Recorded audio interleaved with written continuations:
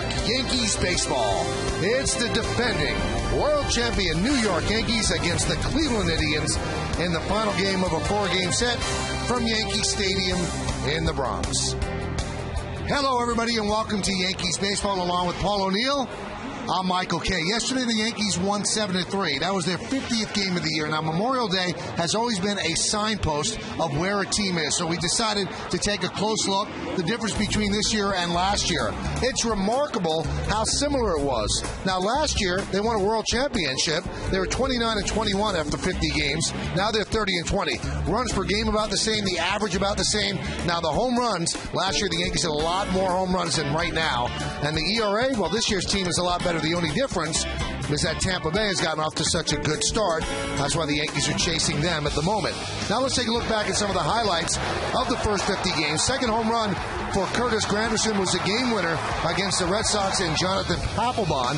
Then on April 10th, CC Sabathia flirted with a no-hitter, but he ended up giving it up to Kelly Shopick late, and a little disappointment there, but the Yankees ended up winning that game nonetheless. Then Phil Hughes decided to flirt with baseball immortality out in Oakland, and only a comebacker to the mound ended up keeping him from that fate.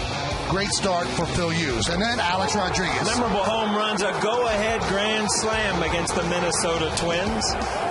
Little curtain call. And Marcus Timms, a game-winner walk-off against the Boston Red Sox. Those are the ones you really remember in there in the Bronx. And yesterday, Mark Teixeira, his 200 and... Oh, he got the towel thing before we get to Mark Teixeira. You got to get the towel thing. His 250th career home run. And I tell you what, it was a bomb. You got to keep an eye on this guy. Now, this might be one of those hits that jumpstarts him for the rest of the season. Well, that's some of the things that added up to 30-20 for the Yankees, and that's where they stand right now. They are 3.5 games behind the Rays, a game in front of the Blue Jays, and 2 games in front of the Red Sox. So now in the second third of the season, they started with the veteran, Andy Pettitte, off to a great start. His former teammate, Paul O'Neill, will break it down next on segment 2.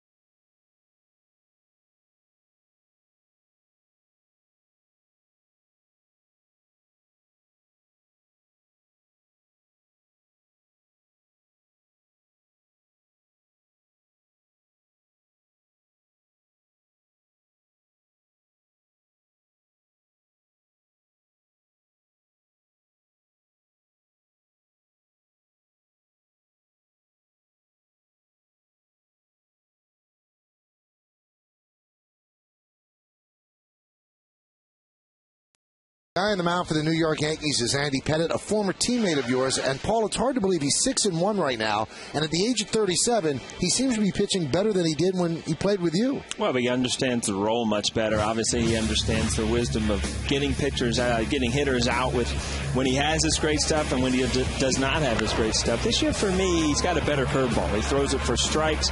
He understands he's the type of pitcher that always gets that ground ball or that strikeout when he needs it in a big inning.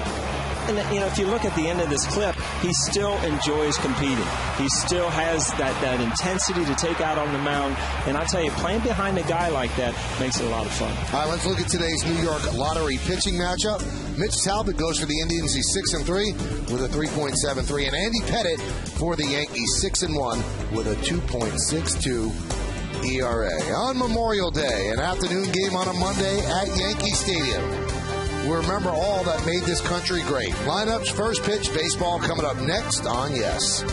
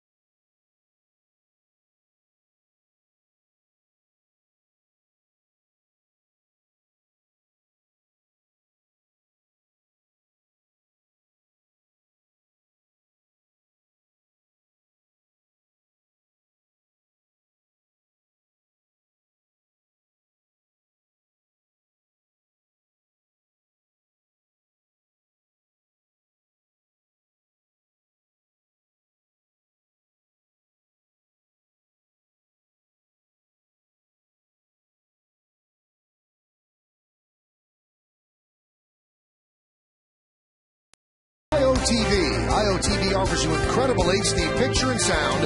HD is free with IOTV. By Hager, established 1926. Your own great moment starts at Hager.com. And by Avis, the official rental car company of the New York Yankees. The Stars and Stripes outside Yankee Stadium. Andy Pettitte is ready to roll, wearing the special Memorial Day issued cap with the red, white, and blue stars and stripes within the interlocking NY. Andy takes his warm-ups, and today's Indian starting lineup is presented by Lexus. Trevor Crowe, the center fielder, will lead off, batting second and playing second. Margaret Solanic. Austin Kearns in left field will hit third. Cleaning up and DHing Travis Hafner. Johnny Peralta, the DH, is going to bat fifth. Batting sixth, playing right field, Shelley Duncan. Matt Laporta, the first baseman, he's going to bat seventh.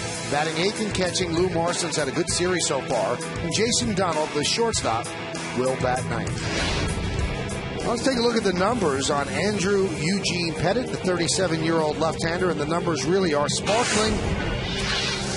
Doesn't look like he's close to the end at all. This will be his 10th start, 6-1, 2.62, less than a hit per inning. Good strikeout to walk ratio, 2-1. Opponents hitting .256 against him. Time to take a look now at the scouting report for Pettitte. 100. I mean, his career record, 235 and 136. If he wins today, he'll be, for the first time in his career, 100 games over 500 for his career. That's really impressive for a starting pitcher. Don't walk this way. No walks last game in Minnesota, and it's a big part of his game. When he didn't walk anybody, he's 10-0 over his last 12 starts. And daydreamer, it's kind of like you, Mike, a daydreamer. But Andy Pettitte's real good. 5-0 with a 1.0 ERA in day games this season. Place looks great. Big crowd on hand. A Memorial Day matinee here at Yankee Stadium. Trevor Crowe's ready. Andy Pettitte's ready. Let's do it here in the Bronx. And the first pitch is upstairs, and we are underway.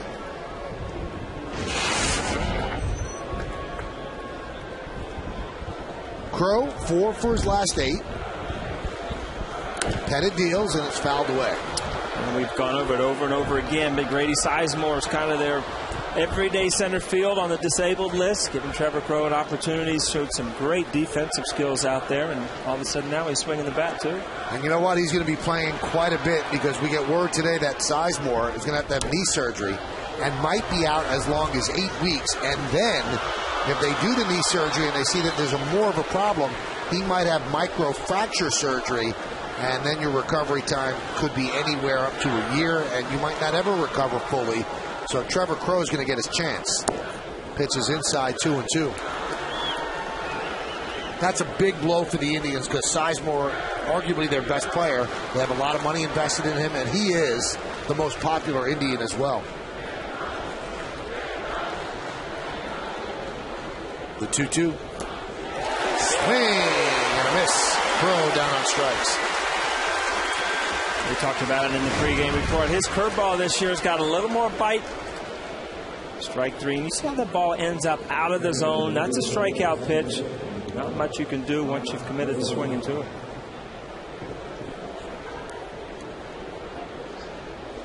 Ooh, bounce there.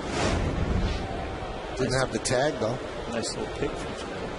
Here's Gutsalonic. And there's a strike.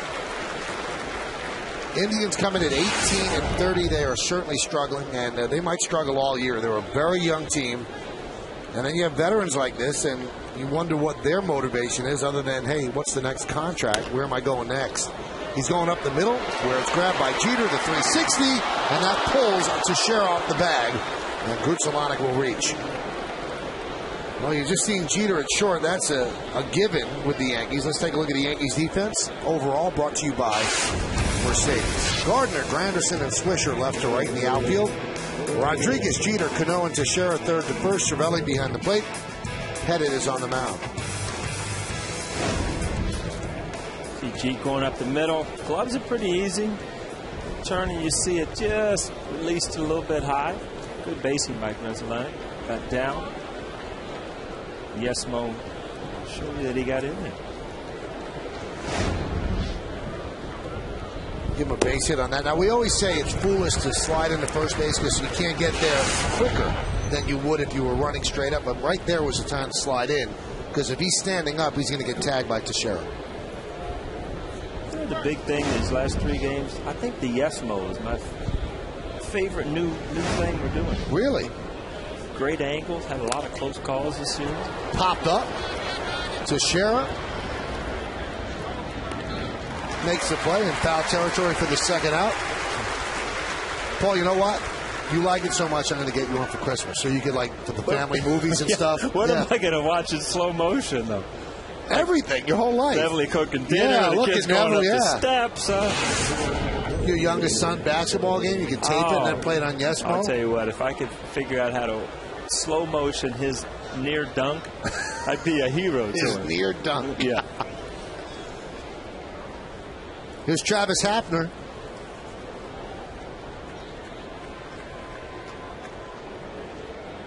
One for 7 in this series. And there's a strike.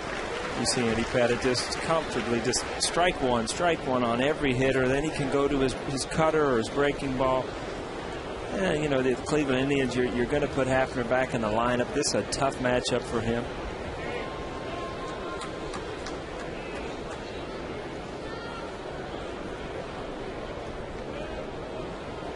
The 0-1. 1-1. There is the hat that the Yankees are wearing, and they'll wear this on July 4th as well, and on Labor Day. And that's a directive throughout Major League Baseball. Not just the Yankees, the Indians have the same sorts of hats with the Indian logo on the front, the stars and the stripes. Wow, the helmet's bright, right? Those will just be worn by the base coaches. Otherwise, the Yankees will have the regular blue helmets on when they bat. That one's popped up. Alex Rodriguez will make the play. And Andy Pettit has a fairly easy 1-2-3 inning. Indians lead 1. The New York Yankees are coming to bat.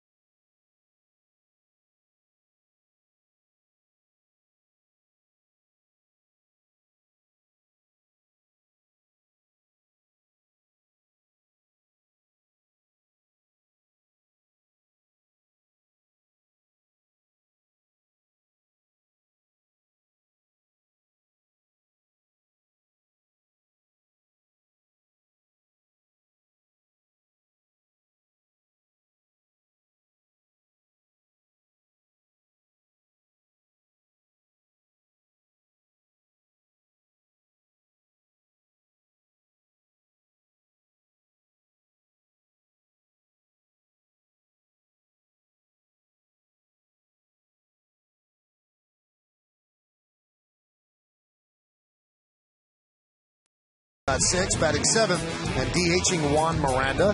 Francisco Cervelli will catch. He's going to bat 8th, and batting 9th, then playing left field is Brett Gardner.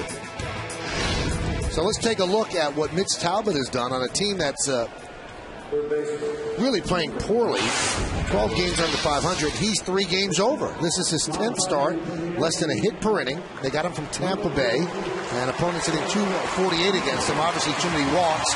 He certainly wants to fix that. Let's take a look at the scouting report on Talbot. Well, Michael, you said he's off to a good start, and Indians first. He's the first Indians rookie pitcher to ever win at least 3 games in April and May. A decision maker, I mean, he doesn't rely on the bullpen. Not too many guys take the ball and get decisions every single time they pitch. He's only one of 3 Major League Baseball players, Clay Buchholz and Carl Pavano being the others. And the bad ratio. That one's a grounder by Jeter, stabbed by Peralta. 1 away.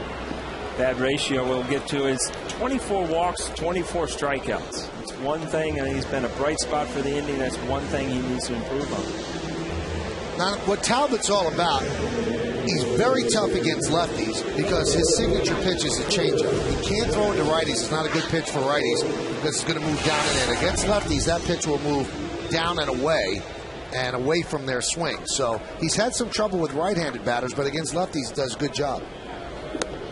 You know, that's kind of the old style, old schools of teaching of baseball, and I never really understood it. If you don't feel like it's a good pitch, I think you still have to throw it, but throw it out of the zone, because there were many times where I faced left-handed pitchers that had great changeups, Frank Viola, Frank Tanana, guys that you knew had great changeups, and if you took that out of the equation of the hitter, it was much easier to hit them. Even if they throw it to you as a ball, then it's still in your mind. But doesn't that get a little sketchy, though? Because if they throw it, it goes down and in to a lefty. That's the power zone, the happy zone. Yeah, again, back to David Cohn's style of pitching. If you want the ball down and in, well, throw it down and in the dirt, or throw it out of the strike zone. That one is ripped down the right field line, and it goes into the corner, then bounces into the seats. A ground rule double for Curtis Granderson. And Michael, I don't know if you've noticed, since he's been back, his best swings in this series have been against left-handed pitching. And that's been the kind of the question mark coming over here. Is he going to be able to hit left-handed pitching? He hooks that ball right down the line. His last 2 or 3 at-bats against lefties in this series, Granderson's had great swings. So you can get that bat back, doesn't lunge forward, give you time to get the bat head out there.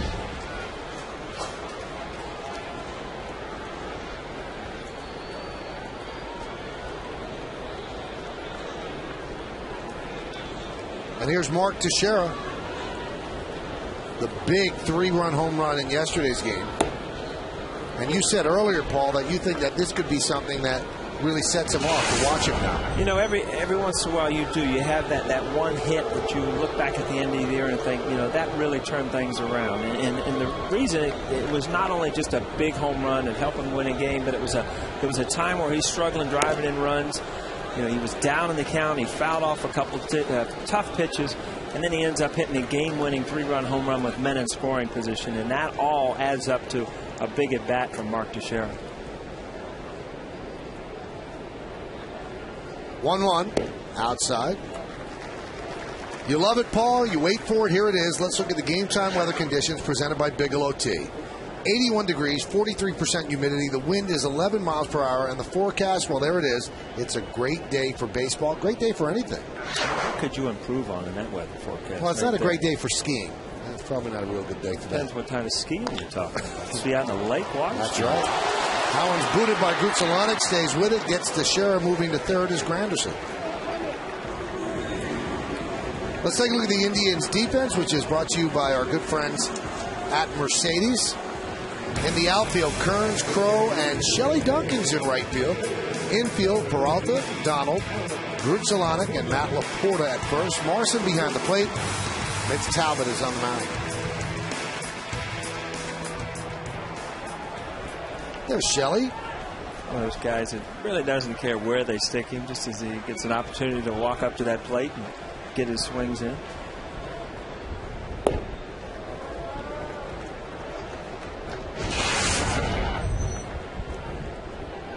Alex still has not hit his stride.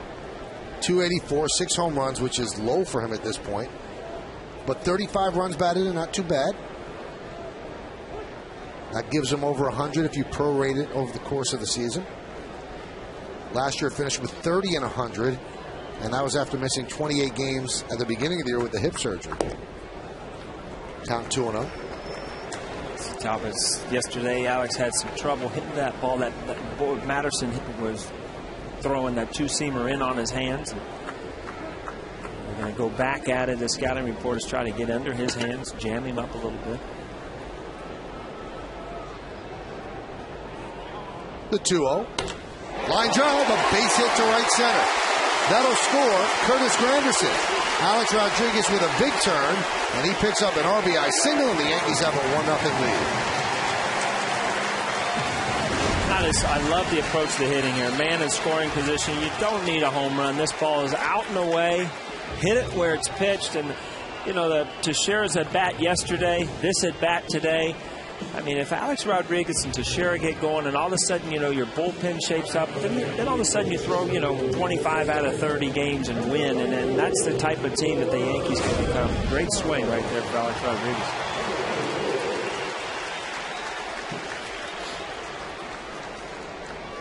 That's going to bring up Robinson Cano. And there's not much you could say about Cano other than he is very, very hot. 13-game hitting streak. He's 10 for his last 12. And he leads the teams in average home runs, RBIs, and an on-base percentage of .405. He's just having a really, really fine year.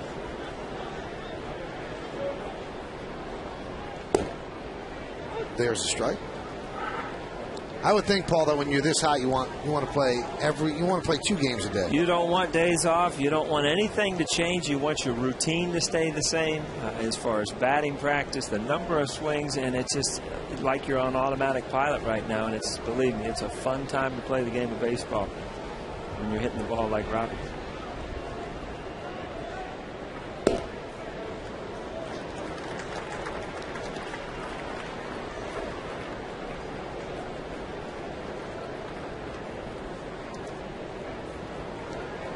It seems to me like he's going to step in there, look for a pitch. I'm going to hit the ball where it's pitched. A lot of times as a hitter, you get in there, I'm going to pull this ball, I'm going to inside out this ball. Robbie is picking up the ball so early.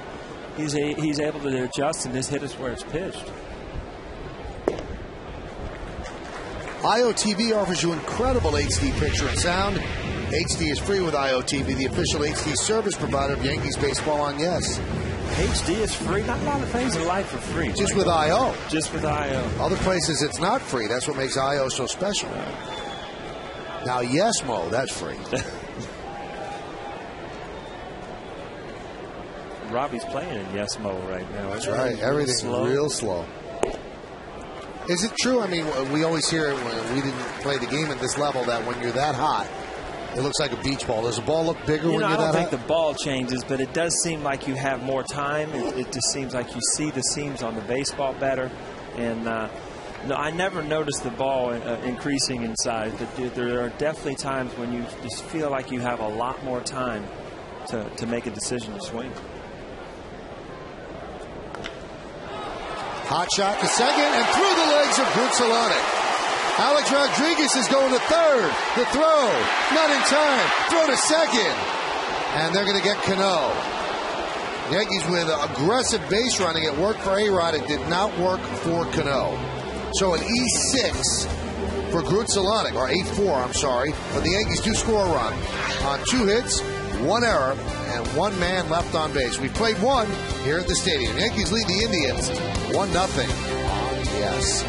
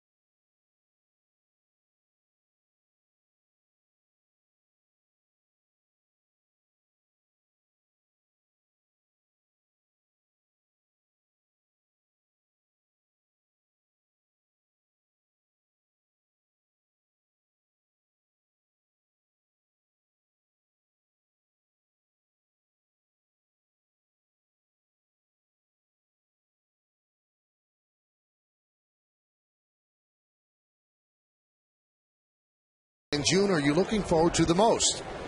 You can text us at 58772, and here are your choices.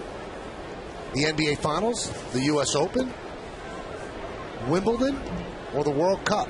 Now, we're not throwing the Belmont Stakes in there, I guess, but standard text messaging rates apply again, 58772.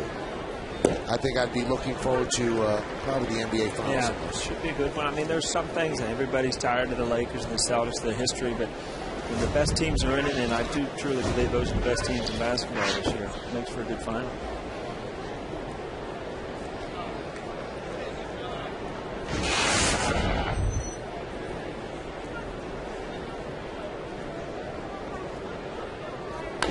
That one's driven out to right field and deep. Giving chase is Swisher, turning, looking, see ya. Peralta with a home run. The game is tied at 1.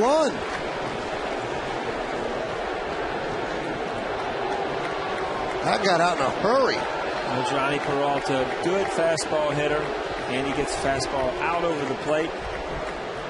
Even the visiting players know here, you know, balls away. If you drive the ball to right center field in Yankee Stadium, good things are going to happen.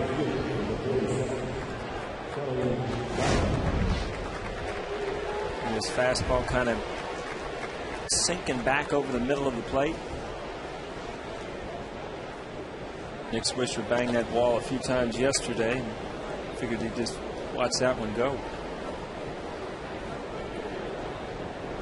Kind of a question mark whether, you know, when he was running right, if he'd be in. So good sign to see him back out in right field today. Shelley Duncan, count 1-1. So Peralta with his 4th home run.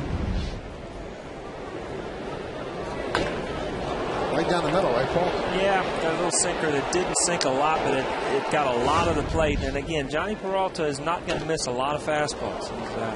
Seems like he's always ready for that pitch, as is Shelley Duncan. Now, Shelley Duncan was on the Yankees for a limited amount of time last year, so he gets a World Series ring, and he got his ring delivered by FedEx. But it was the sort of thing that you had to sign for. They couldn't leave it at the door. And the first day that they delivered the ring, he wasn't there, as he swings and misses, and he got so upset and started to panic.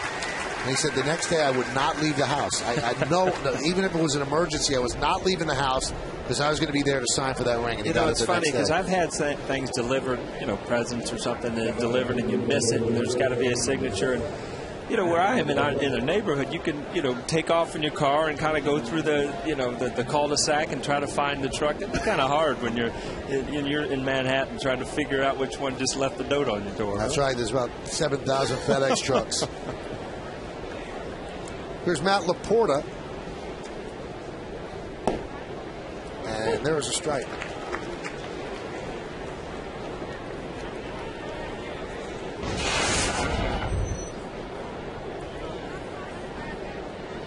Laporta came over from Milwaukee. He was the big prize in that trade, in the trade that sent CC Sabathia to Milwaukee. And the Indians made an offer to Sabathia. They knew that he thought he could get more on the open market. He was right. So they made a trade, and it was a great trade for Milwaukee because it got Milwaukee into the postseason. And CC pitched 3 times down the stretch on 3 days rest. Milwaukee had to win every single game. Finally caught up to him in the postseason against the Phillies. They got hit hard, but he got them almost single-handedly into the postseason that year. Don't you think, I mean, he was an all-star pitcher with Cleveland, but that's when, you know, you're traded. He became really a household name in a small market. Yeah. I mean, even national TV, just pitching every 4th day to get those guys into the playoffs, and it worked. And how about this for a throwback, Paul? I'm sure that you'll appreciate this one. He was in Milwaukee, CC, and they had to win all the time. And he took the ball on 3 days rest, just constantly did it. And his agent said to him, check swing, did he go? No. He said, CC, you're going to be a free agent. You know, you don't want to hurt yourself. He goes, I'm not worried about that. I got to get this team into the playoffs. That's all he cared about. And he put his personal accomplishments or his desires to get money, he put that on the side. It was more important to get the Brewers into the playoffs. His mechanics, his size, his arm strength, it's amazing. I mean, fouled off the day after he pitched there it is. I saw Little CC. Little CC was Little C was taking a little BP into the cage today when I walked through.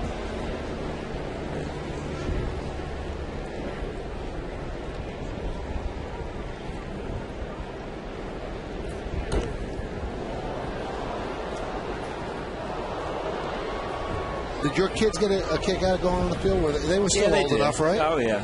Especially my oldest, Andy. He used to love to go out and run around. First thing I want to do is, they get their brand new uniforms, and the first thing I want to do is get dirty. That's what's fun to be a kid, I guess. The 2-2. 3-2. Last time out, Andy threw 94 pitches over 8 innings against the Twins, and Nick Swisher's top of the 9th inning home run gave the Yankees a lead. Mariano closed it out, so Andy got a victory. 3-2. Hot shot, past the diving Jeter, and into left center field.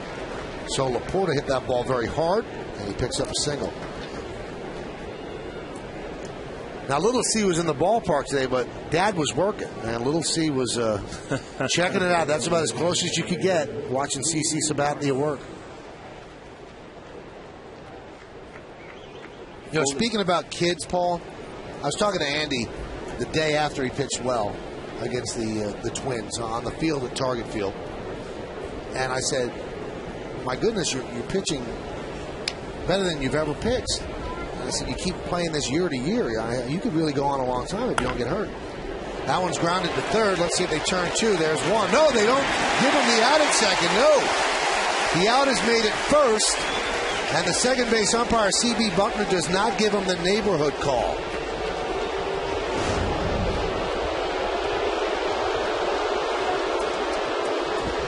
I think he's wrong. He's out. That's a bad call.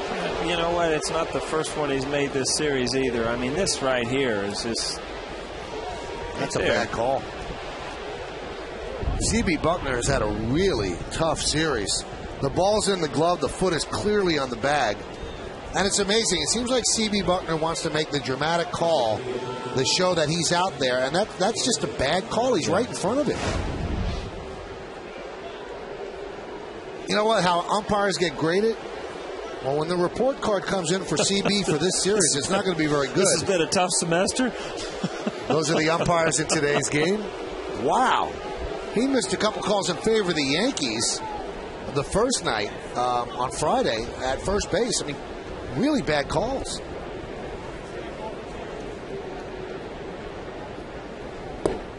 Anyway, and Andy said, yeah, he said, but I can't handle being away from my kids. I can't handle not seeing my son play in high school. He said, that's the thing. He said, people don't understand it, but you want to see your kids do these important things. You want to be there for them. It's definitely, it's one of the things that comes up as you get older in this game is, you know, what's going on at home. Because, you know, when you start in the minor leagues, you don't have family usually, and, you know, you're carefree, and all of a sudden, you know, these things start, you know, presenting problems in what you do after baseball. But as well as he's pitching, it's really hard to see how you can hang it up at this point. Popped up. Teixeira will make the play. So the bad call at second does not affect the New York Yankees. But Johnny Peralta's home run over the right field wall, that affects them. In fact, that makes the game 1-1 as we go to the bottom of the second inning.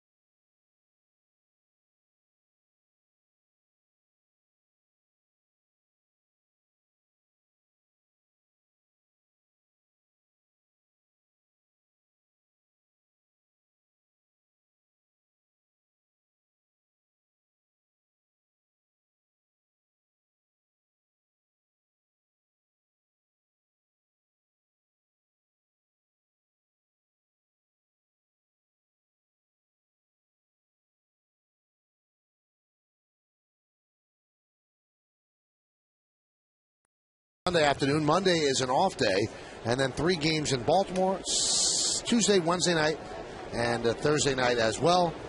And then the Houston Astros come to Yankee Stadium as interleague play begins again. That is the upcoming schedule. Here's Nick Swisher against Mitch Talbot. Indians got Talbot from the Tampa Bay Rays in the trade that sent Kelly Shopik to Tampa. And that's the type of deals that have to work for the Indians. They've got to get pitchers. It's hard to develop them. And if you're going to trade off pieces that other teams want, you got to get young pitching back and hope that you hit pay dirt.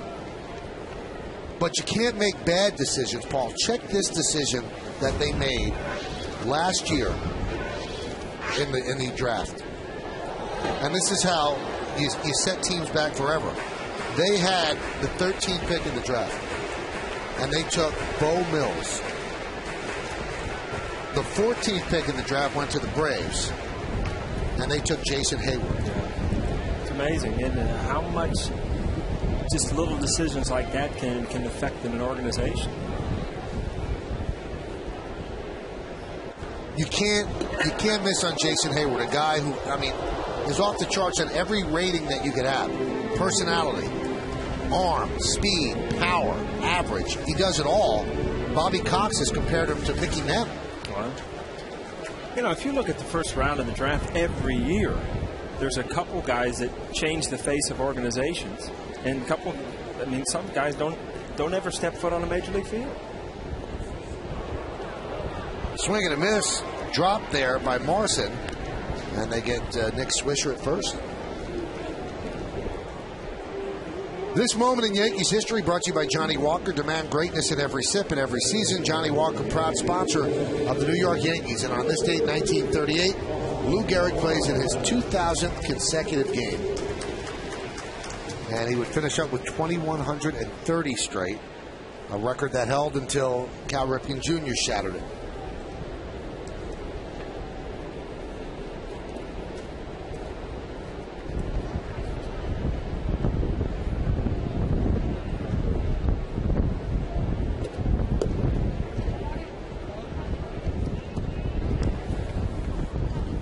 New exhibit in the Yankee Museum here at the stadium on Lou Gehrig. The old number 4.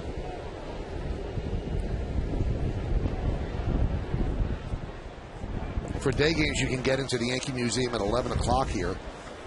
See some of that old stuff. I mean, that just brings you back to where baseball was when you look at old uniforms, old hats actually worn. I mean, it's neat stuff. You know what that hat just made me think of? Wells? When David Wells wore Babe Ruth's cap. And boy, was Joe Torre chapped. You know, you can't really take that for granted, the history involved with the Yankees, because you can go to a lot of ballparks around the country and see good teams and good, nice fields. But where do you see the tradition? And where do you see the history and the names that have played here in the Bronx? The 2-1. Outside, 3-1. Michael, I'm coming into the park today. I figured out our next competition. Okay. All right. Yeah. I'm coming up. I'm making a left right there off, is it McCombs Dam when you come in? Right. There's a big basketball court there. Really? You and I, one-on-one. Huh? How about horse? Horse? Yeah. Yeah. We'll go for horse. All right. Put it in yes slow-mo. Yes mode. That one's popped up. Grutzelonic will make the play as Miranda is retired. You probably still wear the old gray gym shorts and old socks up to your knees, huh? With the stripes on the top. Yes. A pair of Chuck Taylors. Chuck Taylor low cut, yeah. This is another exhibit in the museum. Yogi Berra and Lou Gehrig, Yogi Berra and Don Larson are 60 feet 6 inches apart. Paul O'Neill has a baseball in there.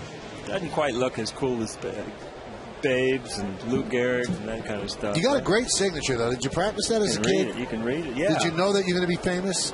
You hope so. You just work on it in art class when you're a little bored, I guess. You were actually writing papers, and I was working on some cool signatures, huh? Best signature I've ever seen, and I know he takes unbelievably great amount of pride in it, is Mariano Rivera. It's like a work of art. And he takes forever to sign it. He said, that's what somebody reads of what I wrote. I want people to know who it is. belongs in the loop. That's what you're telling me? I like yours. Yours is good. Because you can see it's Paul O'Neill. The 0-2. Inside 1 and 2. That's Mariano's right there. That's pretty sweet. Definitely does have a nice little feel to it, you know.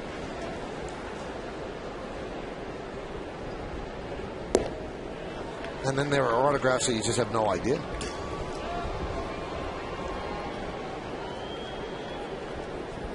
We're in the bottom of the second inning. Yankees won and the Indians won a Memorial Day matinee.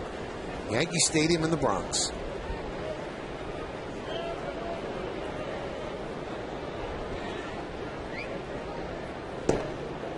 And Cervelli has worked the count full. And we showed you the ratio. Talbot will walk people because he's not going to give in. He doesn't have overpowering stuff. So he needs you to help him out, chase something on the corner or just off the corner, and he'll go to 3 balls on a lot of people as well.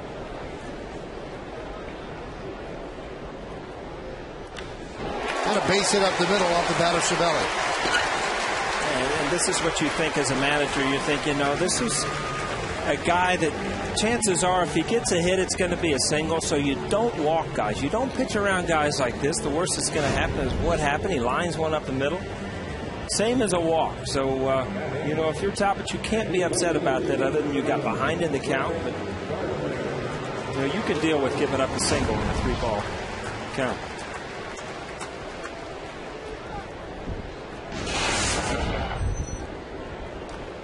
Here's Brett Gardner.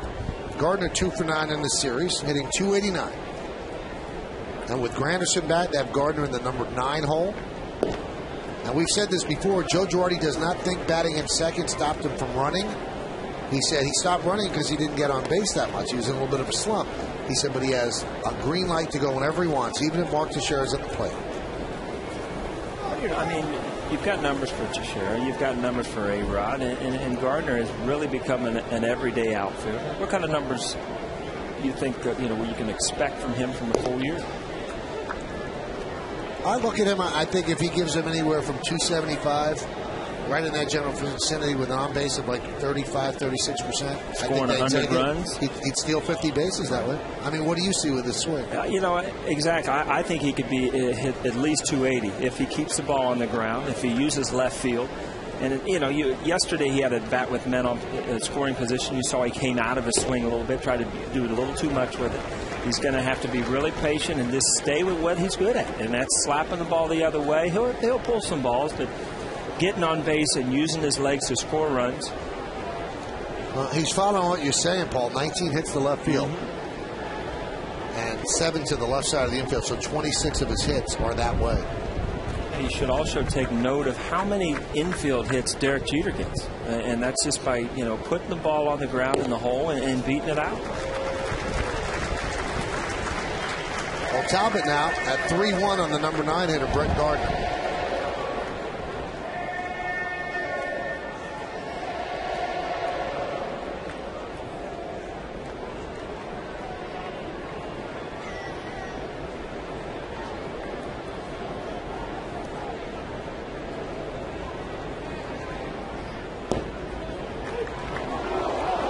Gardner thought it was ball 4 and actually has a word with Dana DeMuth. A lot of times when you're setting up inside and that ball's way outside. Well, closer than I thought, but a lot of times as a catcher, when you're setting up inside and the ball ends up outside, it's a bad read for an umpire.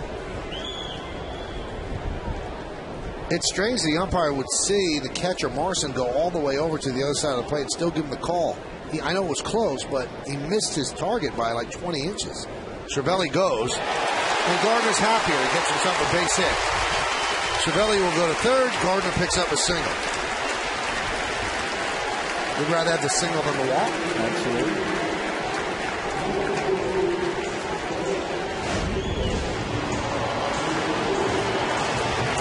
Again, Cervelli on the move. Good piece of hitting.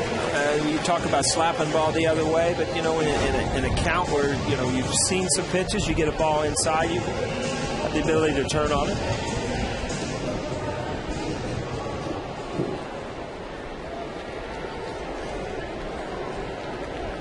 these are the kind of games and the kind of innings that Talbot is probably accustomed to. I mean, you're not going to get a lot of strikeouts, a lot of deep counts, but against the Yankees, especially coming off a good offensive win yesterday, got a lot of guys in this lineup that will go deep in the count, spray the ball around the field.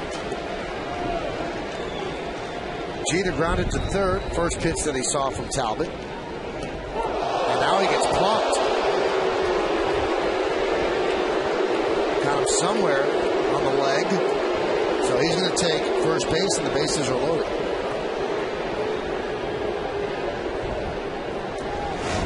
Where did it get him, Paul? Right in the thigh, right in the back of the hamstring, it looks like.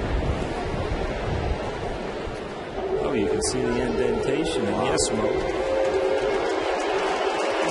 You get hit by the ball and you don't feel it immediately. And there's about a 2-second delay and you know it's coming. A lot of muscle involved in that. The worst ball to hit you, if it hits a bone or a hip bone or ankles, those are the things that take a little time to recover from. Now, this might be a silly question, Paul. How much does it hurt? I mean, is it excruciating? No, again, it depends on where. And, like that one, how much did that hurt? That's not too bad because, again, it got him in a muscle in the back of the leg. And sure, it hurts. It feels like getting hit with a hammer in the back of the leg. It'll go away. But, if you get hit on a bone, on a wrist, on the elbow I always felt was the worst. Actually, come to think of it, the worst I ever got hit, funny enough, was a knuckleball.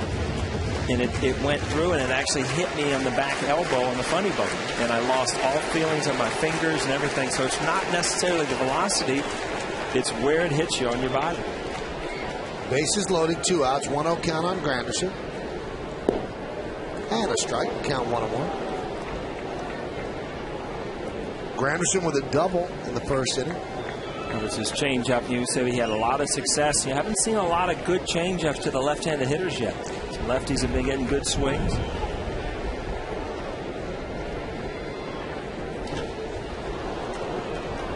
Count now 1-2. See, that's that dangerous pitch where he goes inside on a lefty, and that ball saw the quarter. That saw a little bit of the plate. That's a ball that a left-hander can handle. You see the catcher have to reach back out over a little bit. If you're Talbot, you have to be really careful when you're trying to set up your changeup. When you use that inside fastball, you got to miss in off the plate or right on the corner.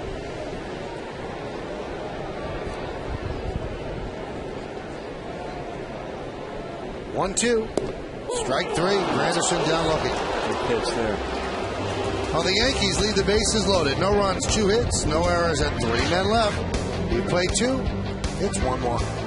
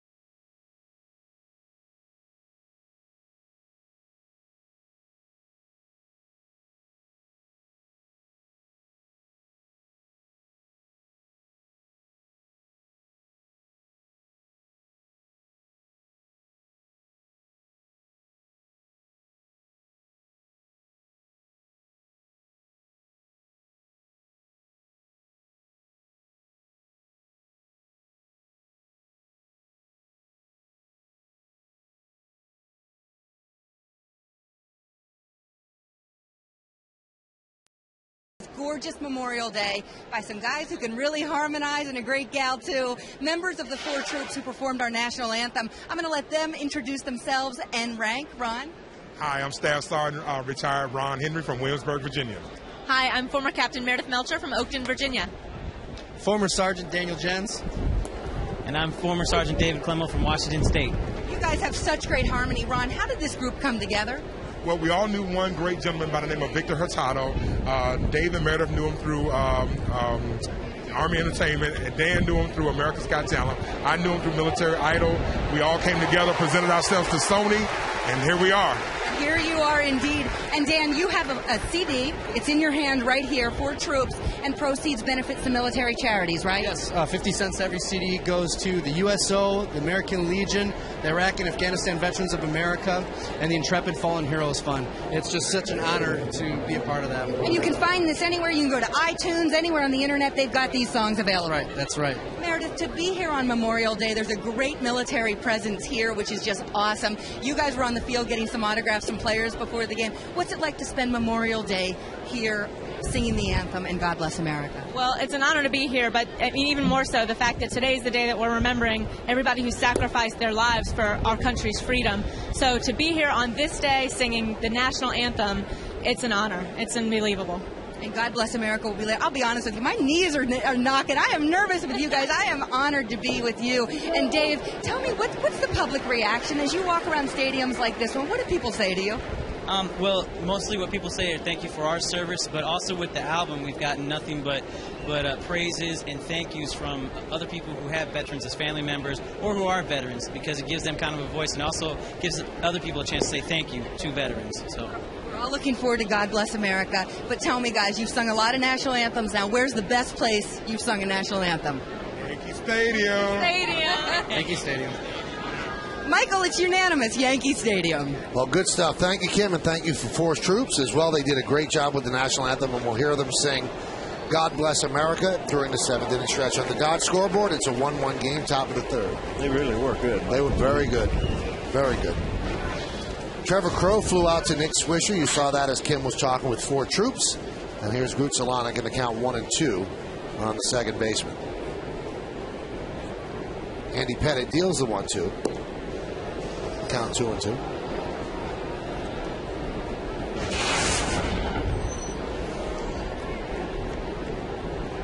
Infield single up the middle for Groot Solana in the first inning. Jeter grabbed it, but his throw pulled to share off the bag to the home plate side of first.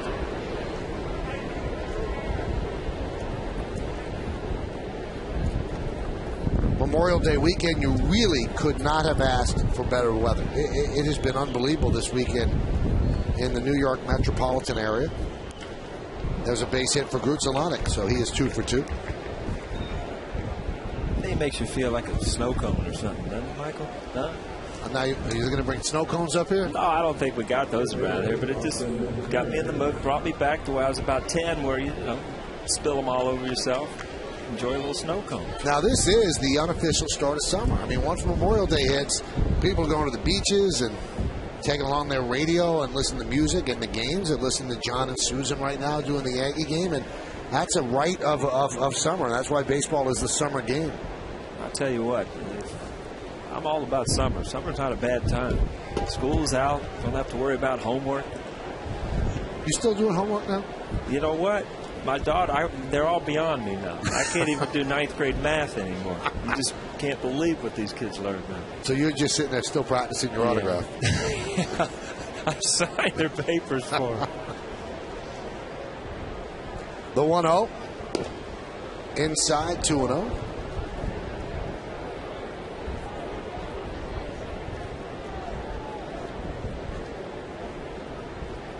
You hear the 4 troops talking about Military Idol, huh?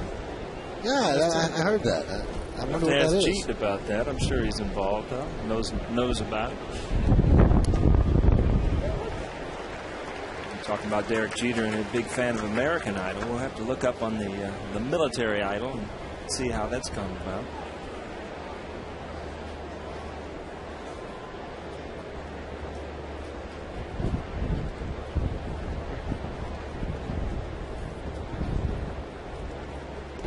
Chasing him back.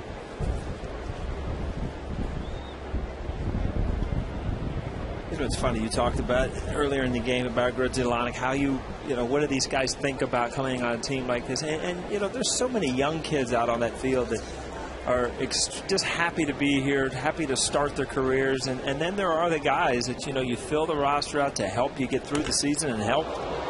Allen is ripped to left. And Gardner runs it down.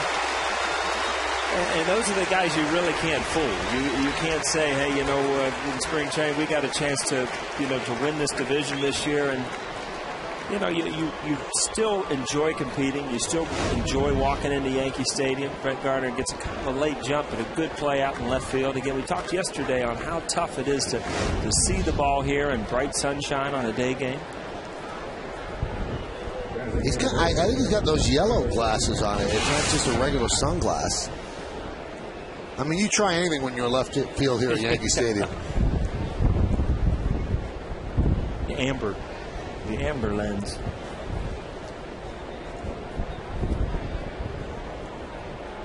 There's Travis Hafner. It's so odd to see Hafner be this sort of player.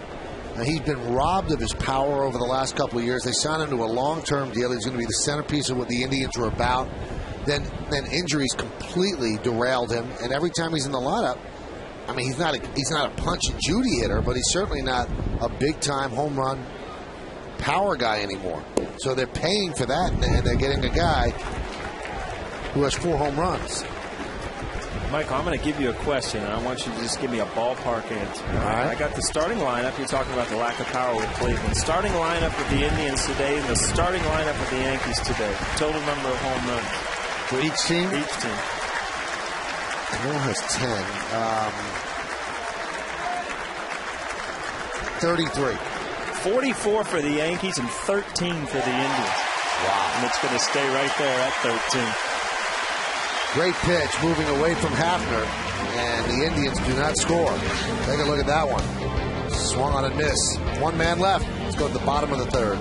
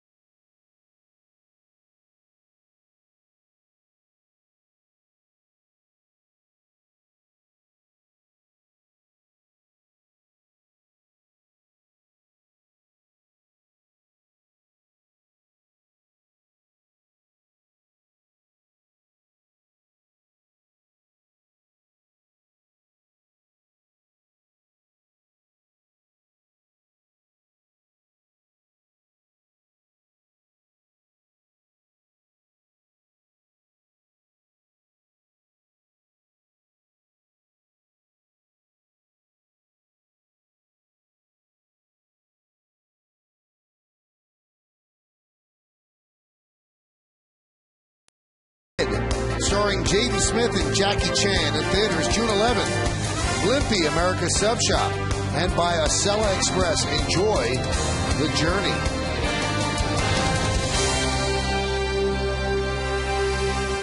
We go to the bottom of the 3rd inning, and this is the pitch that got Hafner to end the inning. This is on the Exmo. Wow. Good breaking ball again. I think Andy Pettit, his curveball this year, his breaking ball is, I don't know if he's gripping it different or whether just comfortable throwing it, getting a good break on it, and it really, really can shut down the left-handers. Big shift on for Teixeira on the Dodge scoreboard. It's 1-1. 3 infielders on the right side for Mark, and the 3rd baseman Peralta playing short. It's amazing. They play him to pull, and they pitch him away.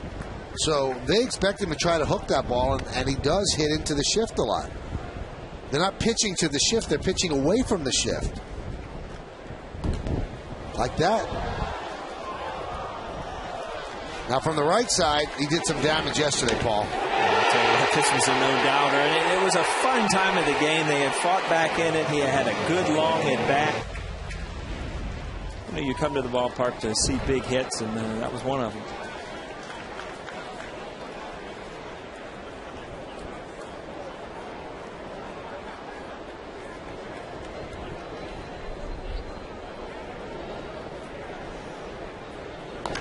That one is lined to right center field. And right there is Shelley Duncan. Got a good jump and hauled it in. That's funny. He must have got that ball on the end of the bat a little bit. It just didn't have that jump that you usually see off Teixeira's bat. Shelley Duncan. I don't know if he's your best right fielder, but he got a good jump on it.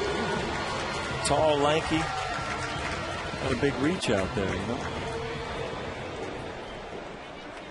And a reach for that one. Here's Alex Rodriguez. Drove in the Yankee run in the first inning, single right center. Count 0-1. We're in the bottom of the third at the stadium. Kay and O'Neill in the booth. You back home. Maybe coming in and out for some lemonade. Hanging out on the porch, barbecuing. We're glad we could be part of your holiday weekend.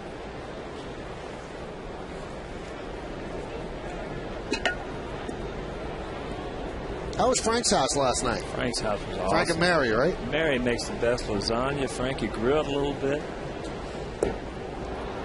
Count 1-2. Got to hang out on the deck in New York, which I'm not used to doing. She just moved here full time. Forget about the whole Ohio experience. Yeah? You had enough of that? You're big here. The overalls and the plows have had enough, right? Absolutely. In your mind? Swing and a miss. And A-Rod down on strikes. That's that changeup, just kind of dives out of the zone. Seen a lot to the lefties. Good one here. Any pitch that looks like a strike until you go to swing, those are the pitches that are tough to do anything with. Busted him in on his last at bat, got that base hit, and then he went slider and changeup that at bat. I'm told, Paul, that Military Idol is based on American Idol for servicemen and women, and is now titled Operation Rising Star. Cool. Neat.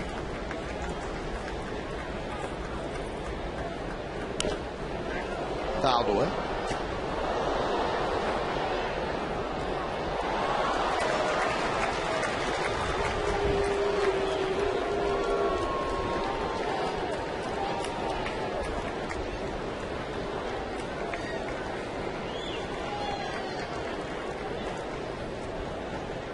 And the 0-1.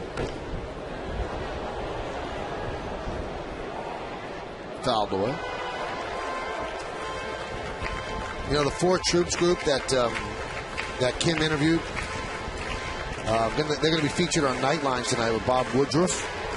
And then they have a 50 or 60 city tour upcoming. And if you want to check out where they are and when they're there, 4troopsmusic.com. The letter 4, or the number 4, troopsmusic.com. And you're going to hear them live on Yes during the 7th inning stretch singing God Bless America. Grounded to first. He pulled an outside pitch. Laporta puts it away. So Talbot has worked a 1-2-3 inning against the Yankees, and we go to the 4th. It's a 1-1 game.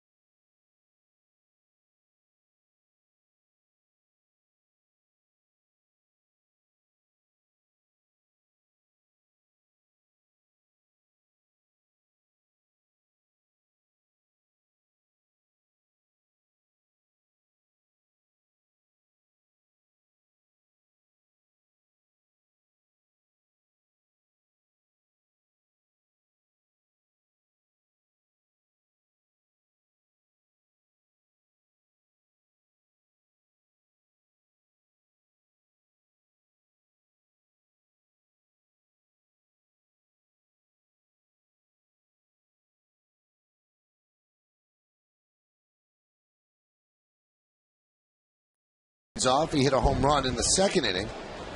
Now we're thrilled to have really, and you see the Dodge scoreboard at 1-1, one of the more famous people now in New York. This guy has become iconic after 1 year as a coach of the Jets, and he is Rex Ryan. Rex, what's up? Not much. Can I take a shot at that? Sure. What do you think? I'm going to say Joe Charbonneau. Joe It's probably Charbonneau. not right, but I think he did win it, though. I think he did win Rookie of the Year. They told me you're wrong. See, we take don't guesses. let facts get in the way of. We take guesses. We get sent out of the booth when we're wrong. Okay, that's strike one. What else we got? Now you're wearing a Thurman Munson jersey. Are you No a doubt. Yankee fan? Hey, I have to be here. No, I'm just kidding. But no, absolutely. I grew up. I love baseball, hockey. I do all that stuff. But what do you think here? Well, Cano's going to get that one, so Peralta flies out. But I grew up in Chicago, so I was a Cub fan. But my dad used to coach with the Jets, so I was a Mets, Yankees, and for some reason, I don't even know why, but I thought the Yankees played in Shea Stadium for a little bit. I actually got to see them back then. So ever since then, I was always a Yankee fan. Yeah, in 74 and 75 when they were refurbishing the old place. Now, O'Neal's 6'6". What are you weighing these days, Paul? About 215. Can he be a tight end, back in tight end for the Jets? The way this guy played, as competitive as he was, he could have played a lot of things in football. Now, you guys have made a lot of changes. You really bolstered this roster. You said last year you thought you should win the Super Bowl. A lot of people actually are picking you guys to win the Super Bowl this year. And you're picking them, too. Absolutely. You got to stay healthy and all that, and I know we got a tough schedule. And that one is popped up, and Teixeira is there. How many pop-ups has he thrown today? He's got a little cut fastball getting in there, yeah. It's got to be a fun time to be coaching the Jets, because we were talking a lot about the Cleveland Indians, where if you're managing, you're the only full guys so much. You can't go in there and say, hey, guys, we got a chance to win the World Series as the Indians this year. You can literally talk to your team and say, hey, this is where we were, this is where we want to be, and we legitimately have a chance to do this. No, you're exactly right, Paul. We went out really trying to improve our team, and some of the moves we made in the offseason were to try to match up better against Indianapolis and New England's of the league. So I think we're right there. Good.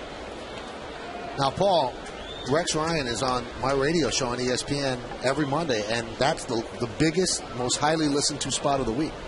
Yeah, people tune in for that. Not for me. So for next Rex. time you text me and say, I need you on the radio show, it means nothing now, because now the truth is out. I'm just phoning up to you, but I really do need Rex.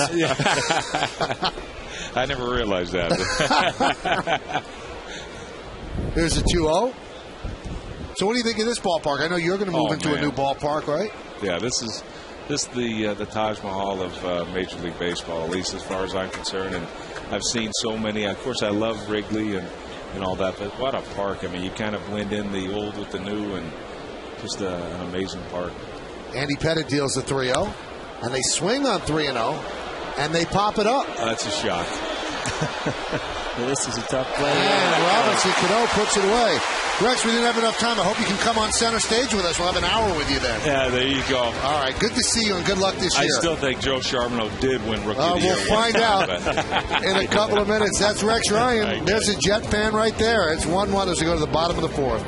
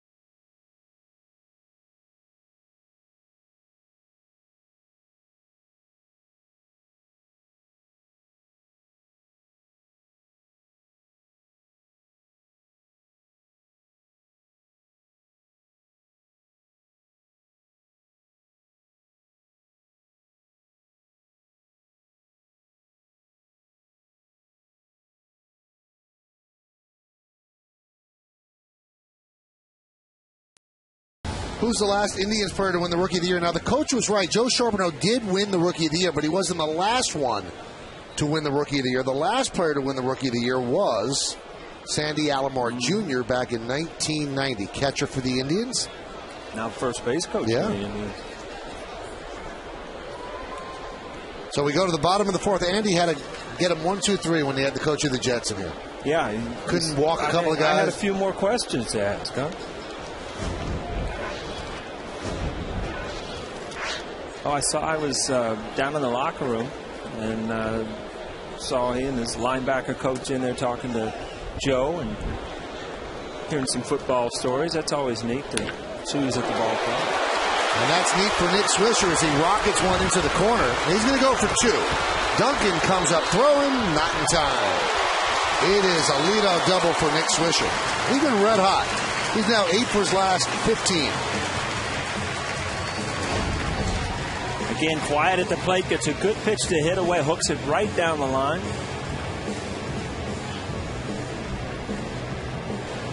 Let's see if that one flaps down. No, he seems to be digging with both arms yesterday.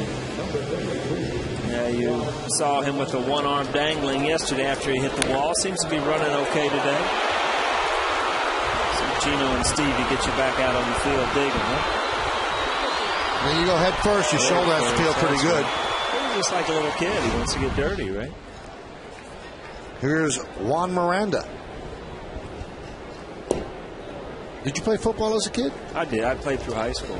And what'd you play? That was enough. I played. I did all kinds of stuff. I played safety. I played quarterback for a while. Then I went to the kicking game because it was easier. Because I really got involved with basketball. So it seemed like a lot of practices to play 7 or 8 games when you play football. And you don't get hit as much in I was much baseball. more into the games and the practices than in any sport, you know. Yeah, you weren't too pleasant during spring training. Spring training ever. was great for about 2 weeks, and all of a sudden it's time to go. But the pitchers held you back. Didn't have the story of your life. They always had. They always were able to affect your personality one way or the other, weren't they?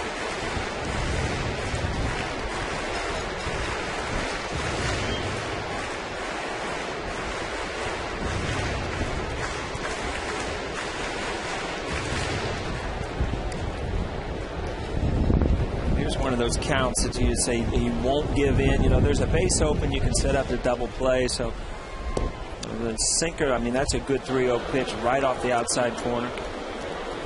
Talbot's not a guy who's going to challenge a lot of guys, especially with men in scoring position. The catcher on deck, you're hoping maybe if you get into a double play situation, you can get your ground ball then.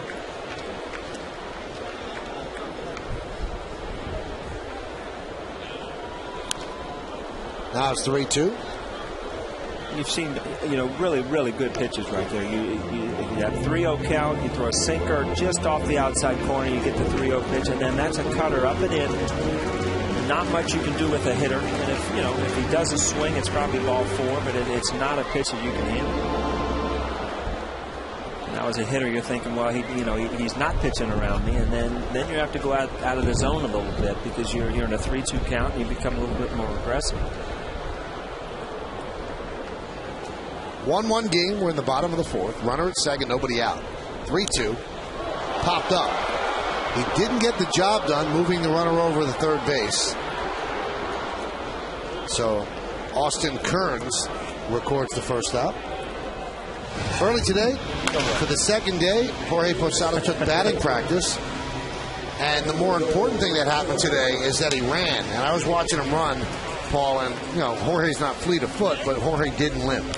So he was running hard out of the box around first towards second and hit some in the seats. I think he's really close. He's eligible to come off tomorrow, and he wants to play against the Orioles. He thinks he could play against the Orioles. The Yankees are thinking more maybe against Toronto, and they said yesterday what they were looking for, whether or not he was limping. He's not limping. So we'll see when they activate him. Here's Cervelli. Wanted to bunt, and they go up and in.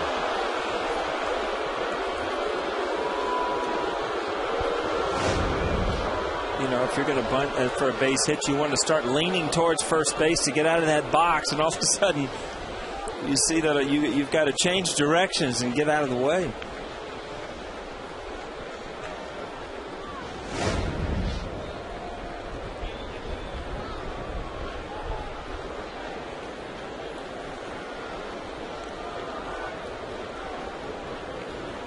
And the 1-0. Lined right at Brutzelanic. So Cervelli hit the ball hard, but Swisher remains at second. We spoke about the Orioles tomorrow. Well, the Yankees host the Orioles in the first of 3 here at the stadium. Complete coverage will start at 6 with batting practice today presented by Audi and the Tri-State Ford pregame. Then Ken Singleton will join me for the call. Orioles-Yankees tomorrow starting at 6. Only on, yeah. So what are you're exhausted after 4 games? I'm just going to say you've had enough. You shipped me out after 4 days. Not my choice, buddy. Don't say it's not. It's not my choice. I'm back in June. Really? Soon. Really? Yeah. What series? In June. See that? What series? Well, don't ask me that. No, come on. Houston. Got the Astros. Yes. I'm doubling up next. Well, you must be really backloaded because I mean you haven't worked much at the beginning of the year. You get backloaded.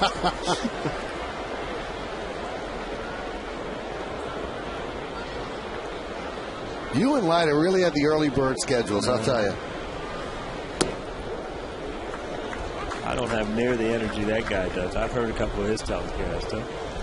Nobody has near the energy that guy. Bumblebee doesn't. So they want to go talk with Talbot with Gardner up in the count 2-0.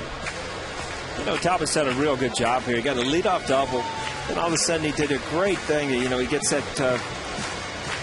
he's not moved over, and then he gets a break. Cervelli has a good at bat, gets knocked down, and he lines one right at the second baseman. Now you got an opportunity as a pitcher, especially in a 1-1 game, to make some good pitches here on Gardner and try to get out of this inning.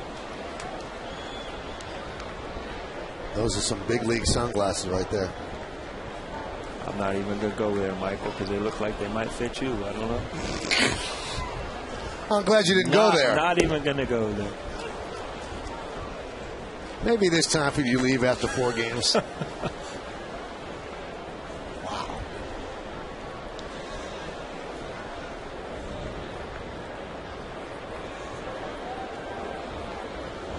Talbot about to throw a 70th pitch. 4th inning. The 2-1. There's a strike. Oh, there's a text poll that you put together. What is this? Talk about pregame work. What cap size should Michael K. wear, a 7 or an 8? I was lucky enough. Robbie Kakuza gave me both. So with 2 outs, I'm not even started. But next inning, we will truly find out. Can I give them your cell phone number so they can text you? No, this is a national one. Do you realize that, I think it was 2 years ago, Paul, this is not a lie. The last year we were in Seattle, and David Cohn said, listen, give me a call. And he gave his cell phone number out on the air. There's the hat that Michael will be wearing next inning. First of all, it can't be a 7. It's either a 7 and 5/8, and you think it's an 8 because you think it's I told Robbie Kakuzi, I said, Robbie, the man said he wears 7 and 5/8, and he says there's no way he wears it. He handed me an 8. So we're going to try next inning. Like I said, there's 2 outs. We don't know what's going to happen. Never been more hurt. Count 3-2. You know where you're going to get really hurt if that 8's snug. All right, now what do I get if the 8 is too big? You get a new hat out of the deal. Yeah, but if it's an 8 that it doesn't fit, then all right. With the rest of your memorabilia. But will you back up and say, you know what, you do not have a Gigantor head? You're not committing to that. That's a good-looking lid.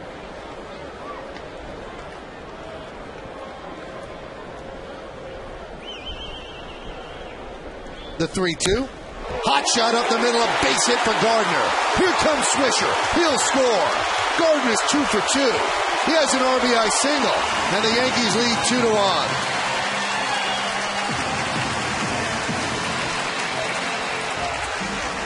Really good piece of hitting by Brett Gardner. He said yesterday he had a big opportunity to drive in runs, and he tried to do a little bit too much. This is his swing. Right up the middle, line drive, score a lot of runs with singles. Menon scoring position, drive the ball up the middle, stays through it, doesn't try to do too much with it. know what you do well on the field and then become really good at it. You can become a good player. Now here's Derek Jeter. Derek was hit by a pitch his last time up. First time up, he grounded to third. He has a 7-game hitting streak. And you know that Gardner is a threat to run.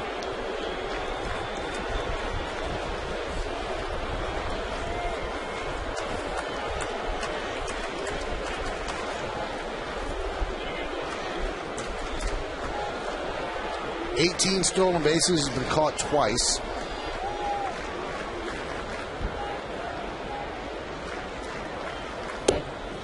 And a strike. This is a big hit by Jeter yesterday with 2 outs, a 3-0 game, and he drove in 2 with that single. And Brett Gardner used all of his speed there. It came in a time where, Masterson had thrown an unbelievable game. You could have counted on one hand how many pitches he missed with out over the middle of the plate. It just happened to be one of them, and Jeet, in that situation, changed the whole game. Runner goes, pitch out, throw to second. Got him. The Indians guessed correctly. Morrison, who throws out 31% of base stealers, nails Brett Gardner, and that's only the 3rd time he's been caught all year. So they guessed correctly, and the tag by Grucholanic is applied. End of the inning. Yankees lead 2-1.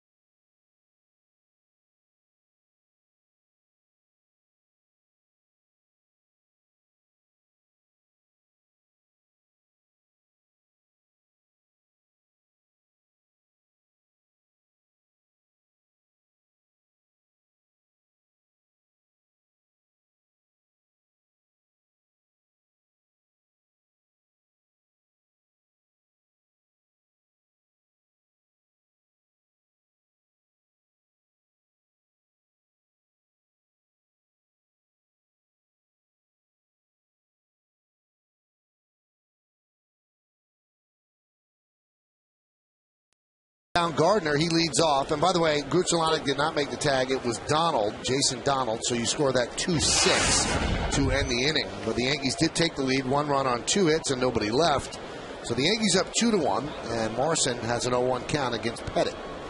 Yankees trying to take 3 out of 4 against the Indians. They've won 2 of the first 3. And the game that they lost was a killer. They're up 10-4. And they end up losing the game 13-11. That was on Saturday. Yesterday, they win 7-3 after trailing 3-0. The 0-1. 1-1.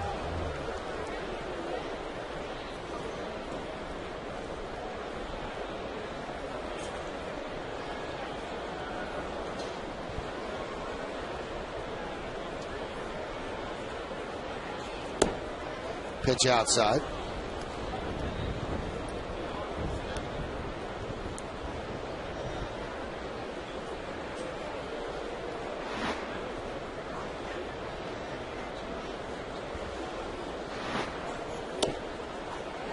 And there's a strike. How's that text poll that you're running working, Paul? Phone's just blowing up over here. Most people think it's an 8. I haven't split them up yet. The 2-2. Inside 3-2. Yeah, they're still texting. Look, I got messages. My phone's going off the hook here. The accounting firm of O'Neill, Kay, and Jones tabulating the votes. The 3-2. Soft ground ball to short. Jeter waits it out across the diamond. And there's one away. That's going to bring up the shortstop, Jason Donald. And let's check out the Home Depot hitter scouting report on Jason. Well, bronze medal. He led the 2008 Olympic team with a .381 batting average. Cliff Lee, remember Cliff Lee from the World Series last year? Well, he was traded to from the Phillies for Cliff Lee in 2009. Asdrubal Cabrera and David Price, those two names, different teams, but Cabrera being hurt has given his opportunity to play. Jason Donald broke in against David Price. First couple at bats, base hits. Pitch outside to Jason Donald. All right, Michael, here we go. Get in my little bag here. Well, you got a big bag, huh? I mean, you got a lot of stuff. Robbie's good to me, you know. All right, so what is that? That's a 5/8. Right. And you know, they don't make too many of these. That's an 8. Look at that. Okay. Now, you think that this is going to be snug on me. All right, so the most of the votes that you've gotten are for 8. All right, we'll give it a shot. The 1-2, swung on and missed. No, check that. It was 1-0. Now it's 1-1. All right, so I'm going to try. I got to take off the headset to try it on. Okay. That's all right. All right, here we go. Doesn't hurt though. That's nice. I look like Java Chamberlain. That one's grounded foul. Well, you got to try out the other one though. This is going to be the 7 and 5/8. That's right. All right. Looks like a thimble. That's not 7 and 5/8. You've officially wanted a 5/8. Here's 5/8. Pitch is low. So this is the 5/8. Here we go. See, that's perfect. Perfect. All right, I apologize. You're not a true 8. All right, here we go. And the 2-2. Now, you admit that the 8 was just enormous. I admit that you pulled it down as hard as you could, busted the seam in the back, and made it a little bit bigger. And I also admit Andy Pettit looks a little bit better at his head than you do. Much better. Out on the mound. And the 3-2. Oh, that puts the 8 to sleep from now on. Feel good about yourself. I do. I really do. There's a hat.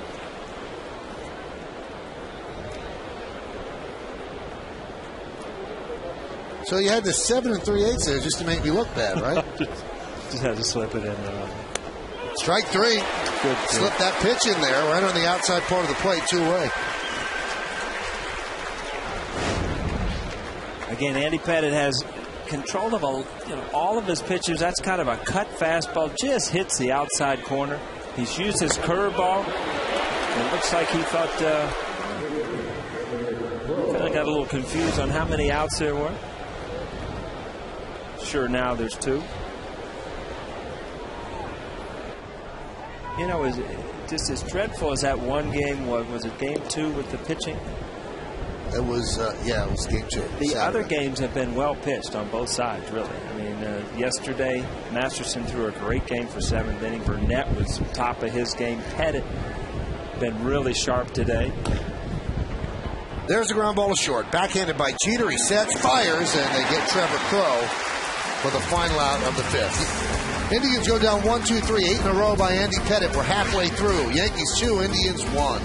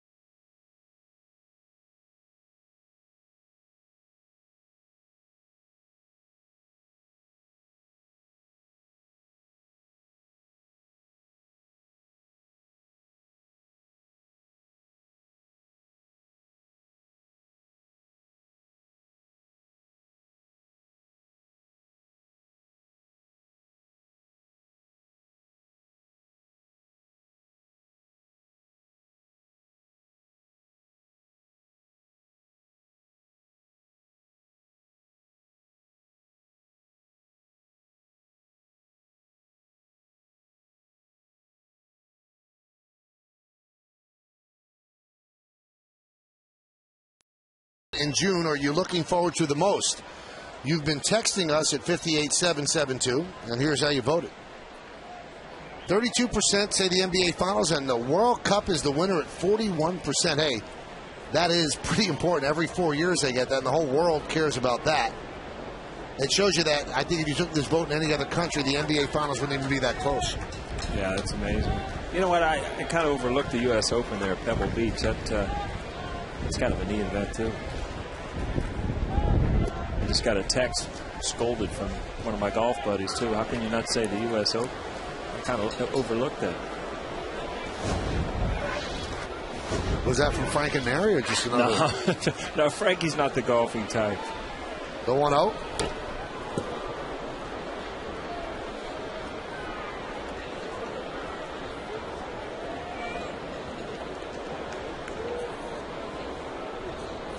Big inning for Talbot. I mean, anytime you get the top of the order up in the middle of a game, close game, 2-1. You pitched out of a couple jams to keep your team close, but right here with Jeter leading off, Granderson on deck, and you've got dangerous time to give up a few runs. Derek Jeter with a base hit extends his hitting streak to 8 straight. A single to start off the 5th. Again, Jeet does this time and time again, kind of fights the ball off the other way, shoots it through the hole.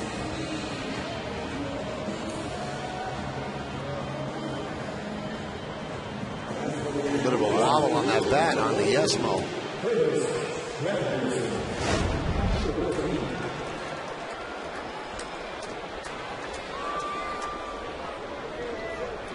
Here's Curtis Granderson. A double down the right field line in the first, then struck out looking. And the pitch outside.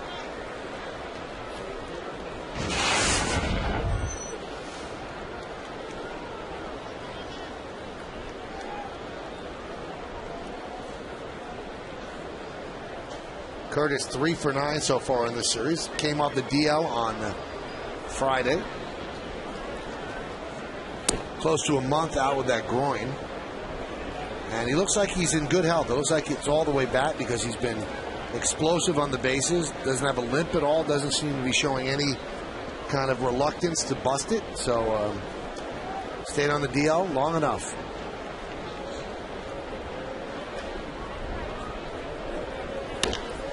High fly ball. Right center. Crow back.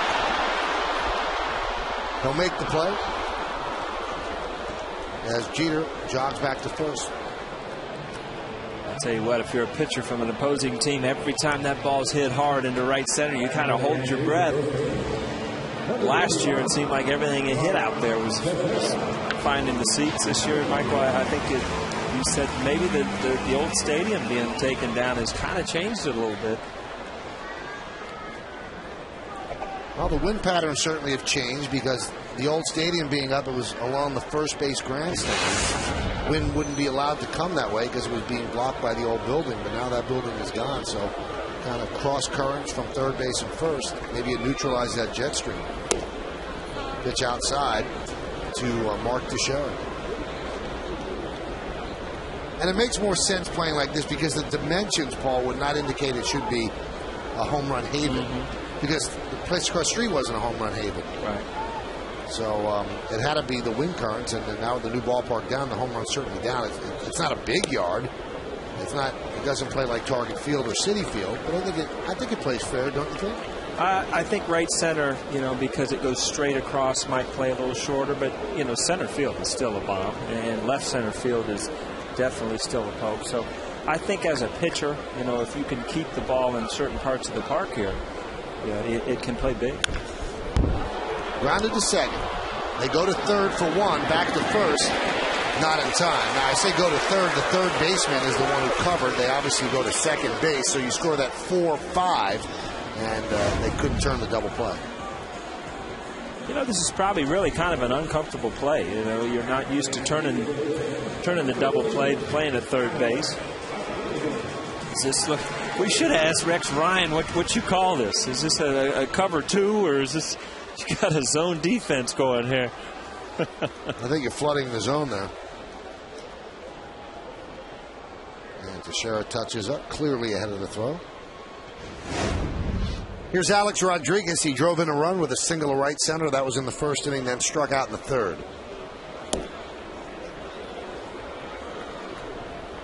Just get the feeling that Alex is going to reach the seats here soon. He's had some good swings the past couple of days, hit balls right on the nose, line drives. You just get the feeling he's going to catch one here in the next day or two.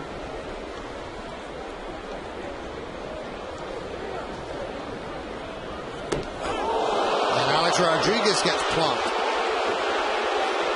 So Jeter gets hit, and now Alex gets hit.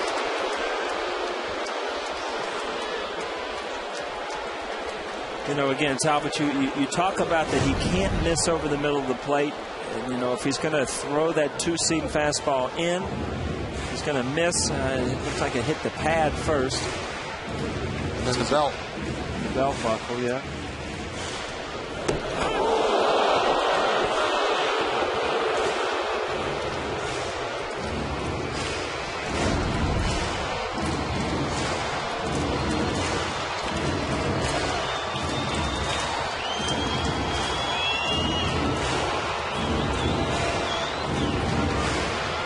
How about this stat, Paul?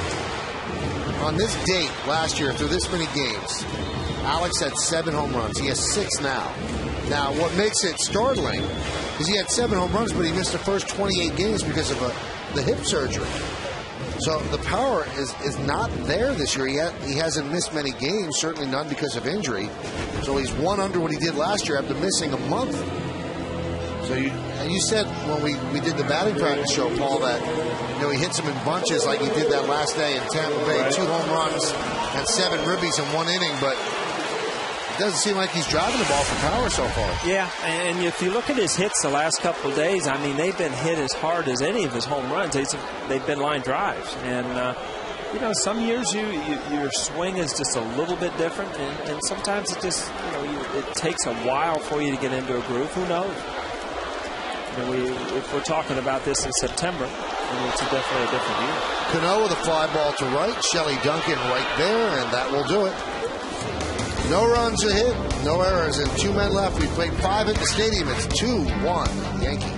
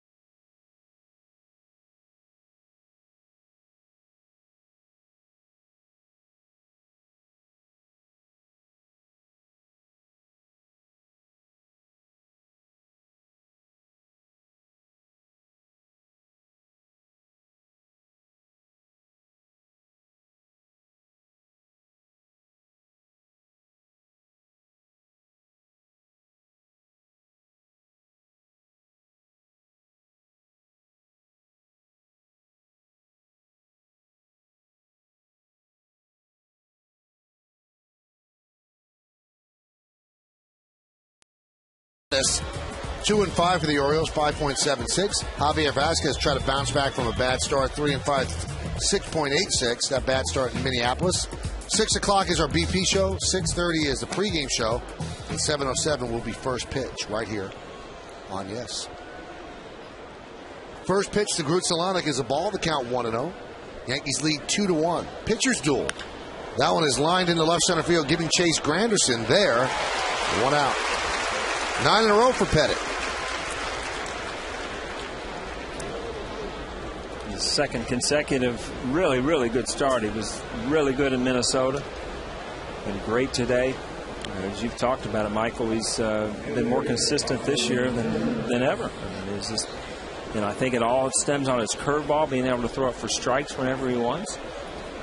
You know what? He has a strong June, Paul, and he's going to the All-Star game. Mm-hmm. And his manager is the guy who's going to make the decisions. There's a ground ball to third. Rodriguez gobbles it up. And it's 10 in a row. Now, we talked about Andy, and it's year to year with him. You don't know when he's going to retire because of the kids. You actually did retire earlier than I thought you should because of the kids. And you want to be home with the family. Any regrets that you left something on the table? Not really. I mean, you always wonder what would have happened if you'd have played a couple more years. But no regrets as far as, not... You go home for a reason, and you're fulfilled in that way, too. And there's something, if Andy would take off this year, next year, whatever, there is something about leaving the game, where you're still pretty good. And that's, David Cohn always said, I'm going to leave the game when they take that shirt off my back. And not everybody feels that way. And if you've had enough, if you've competed enough, and I think that's usually where it's a time is you mentally get tired of grinding and competing. And when you feel at that point, then it's time to go, whether you're still doing well or not. So you're 36, right, when you retired? Yeah. No, I was 38. No way. Yeah, I was 38. Well, you retired after 2000. You're 47 now. All right, now you're doing math quizzes on me up here.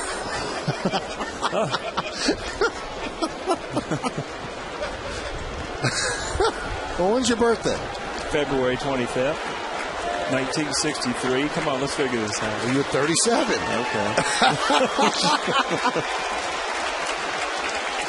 You're right, Mike. I was just testing you. How's that? The 1-2. Swing and a miss. And Andy Pettit is dealing. I think he's retired 11 in a row. How about that? A 7-pitch inning for the 37-year-old left-hander. We know his age. Yankees 2-1 over the Indians. You're watching Yankees baseball right here on Yes.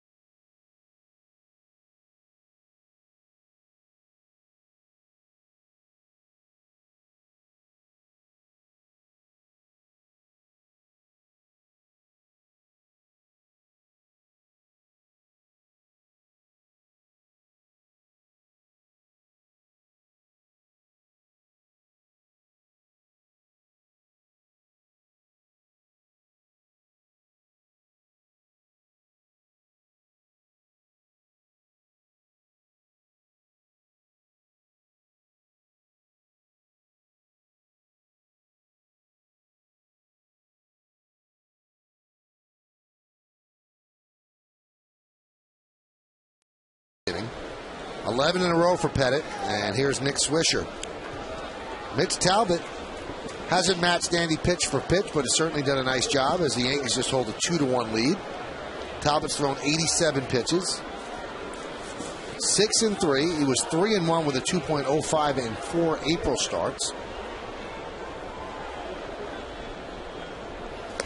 It's funny, Andy Pettit is such a groove that you just, you watch the game, and especially up here, you and I get talking, and you just take for granted that it's basically going to be 1, 2, 3, and we'll get back up to bat. And it just, you become accustomed to that when you see how comfortable he is on the mound. I mean, good fastball, good location with his two-seamer, and his curveball's been everything he wants it to be. Backdoor cutters. I mean, everything he's trying to do is working.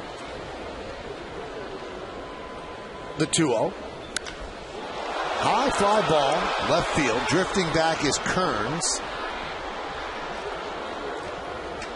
One out. Boxing is returning to Yankee Stadium. Come out to the stadium on Saturday, June 5th for the Stadium Slugfest when the undefeated WBA Super Welterweight Champion Yuri Foreman defends his title against three-time world champion Miguel Cotto. Get your tickets today, Yankees.com/boxing, to see the history of boxing continue at Yankee Stadium. Now, I did my homework like I promised you. I talked to A.J. Burnett. Now, we gave a stat yesterday that A.J.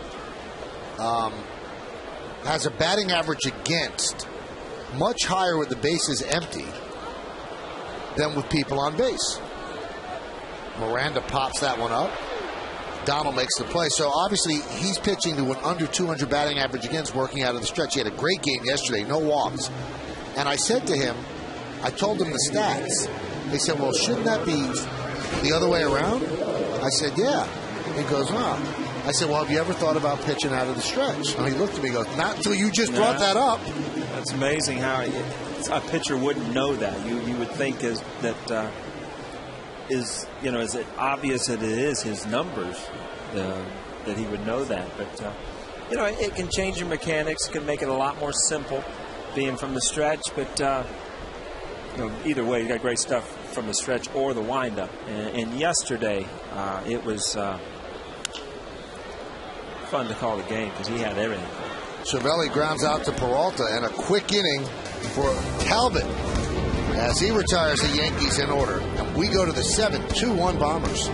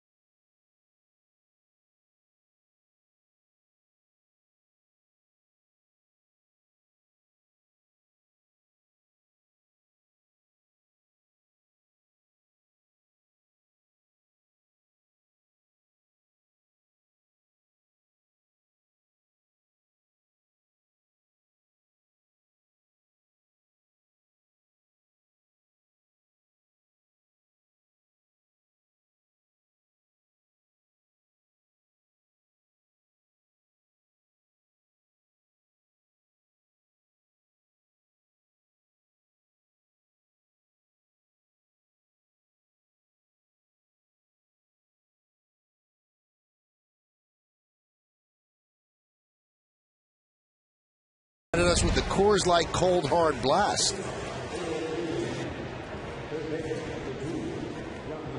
He drives out one to right center, and he puts it away for a home run. That's the only blemish against Andy Pettitte. Fourth home run for Peralta.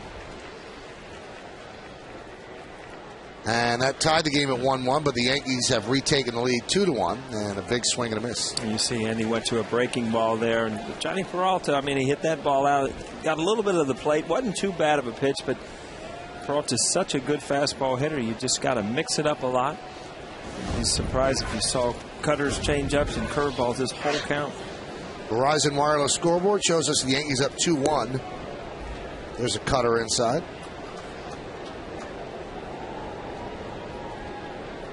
Last 14 innings, Andy Pettit's allowed just 3 runs.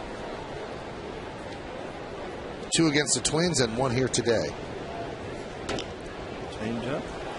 Ground ball to Alex Rodriguez.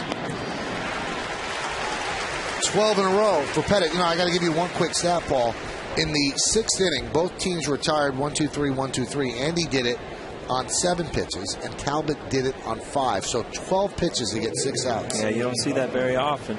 You know, I'm just looking at Andy Pettit and how much control and how much everything's going well for him. And you can almost equate it to the way Robinson Cano is at the plate offensively. It's just like they have a great idea on what they want to do. Everything, you're clear in your thinking on everything you want to do. And, if you would make a highlight tape on pitching and hitting, those are the 2 guys that you would want to get right now and just get in their head and see what they're doing. Nub the other way.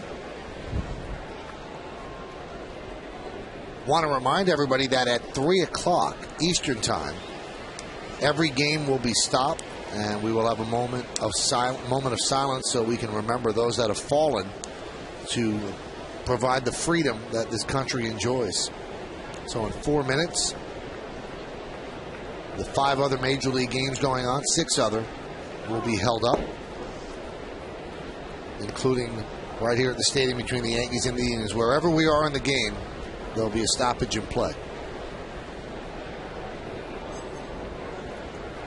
A national moment of remembrance. The 1-1. Count 2-1.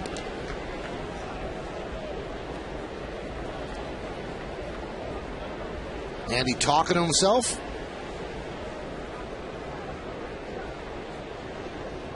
The 2-1. Nips the outside corner. You see players, you say talking to themselves or saying something, and it's usually a reminder of, like key words they want to remember. I know as a hitter, you think of certain things, and pitchers might be stay on top or stay through, see the target. And it's just key words that, get you through the game. There's a ground ball to short. Jeter gets Duncan. 13 in a row retired by Pettit after the single by Grudzielanek in the 3rd.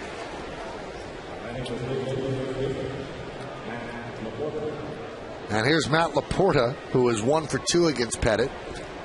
Singles to left center, then fouled out down the right field line to Robinson Cano. We're in the top of the 7th inning. Yankees are leading 2-1.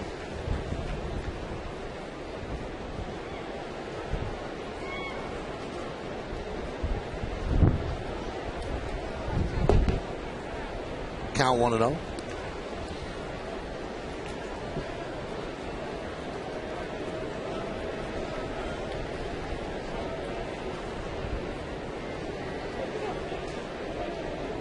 And Laporta steps out.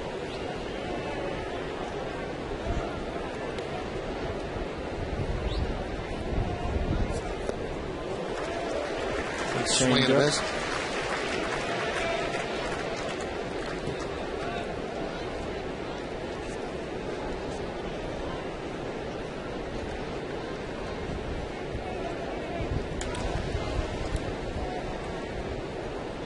Great pitch count for Pettit, 88 pitches. Grounded to 3rd, Alex Rodriguez. And Andy Pettit with his 4th straight 1-2-3 inning. So it's been 14 in a row for Pettit, and the Indians go down 1-2-3. At the end of 6.5 innings of play, it's time for the 7th inning stretch here at the stadium. Yankees lead this one 2-1. We're going to have the national anthem, God Bless America here during the 7th inning stretch, but we will also have the moment of remembrance, and let's listen to the PA announcer, Paul Olden, here at the stadium. Please rise and remove your caps. Today, as we celebrate Memorial Day, Americans across the country are now pausing in a national moment of remembrance. Please direct your attention to the video screen in center field as we pay tribute to the men and women of our armed forces who have lost their lives preserving our freedom.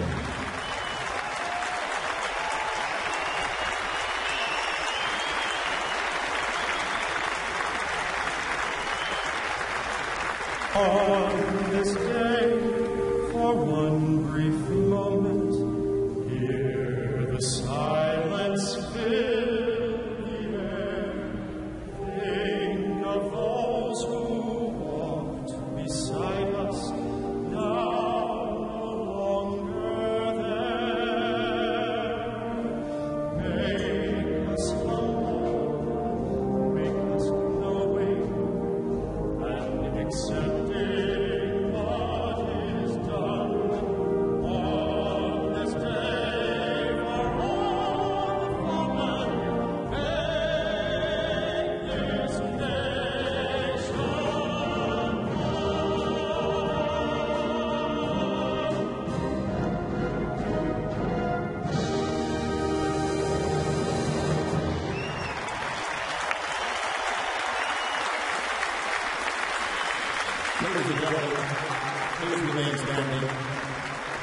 and direct your attention to the microphones behind home plate. And welcome back, Sony recording artists, 4 Troops. In honor of servicemen and women stationed around the globe, they will now perform God Bless America.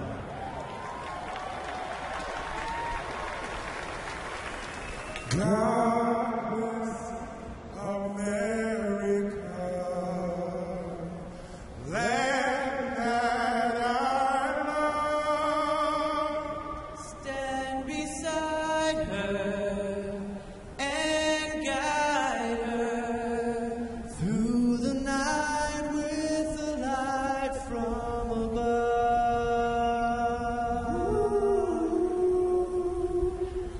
From the mountain to the prairie, to the ocean, white with foam.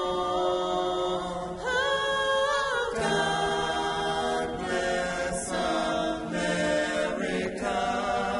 my home, sweet home. Home, sweet home. God bless America, America, my home, sweet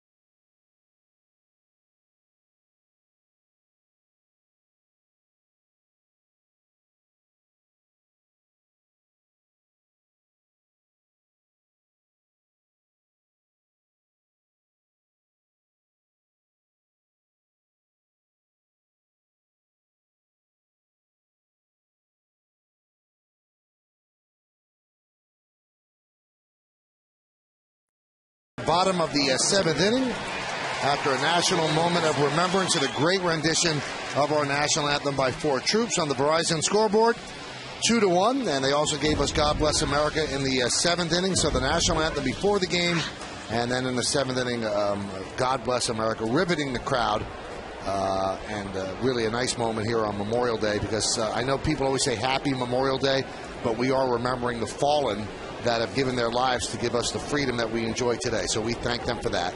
Everybody here in the booth and everybody from the Yes family as well. Brett Gardner picks up his 3rd base hit of the afternoon. Gardner 3 for 3. Oh, good days to have on a Memorial Day, right? 3 for 3 as a hitter. Good swings. Start the inning off with the Yankees an opportunity to add a few more runs for Andy Pettit.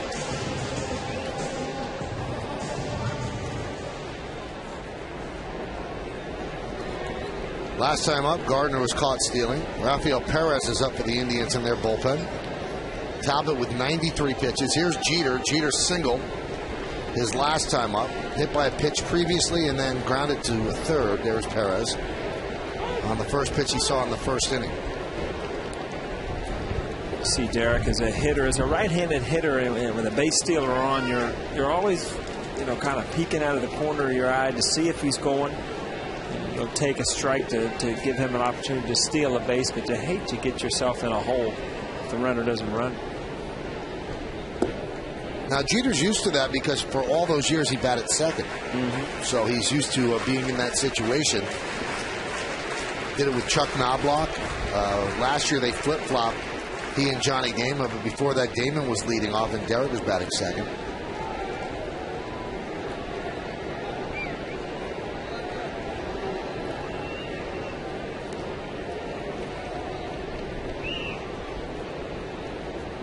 Runner goes. And Jeter swings and fouls it back.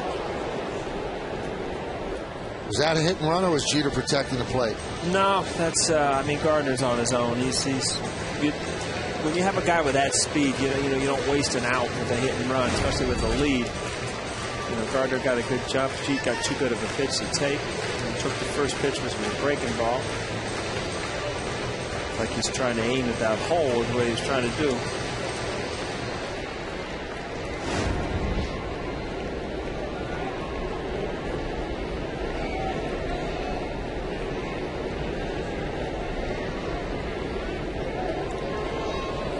Indians now have the relief firm of Perez and Perez up. Chris Perez and Rafael Perez.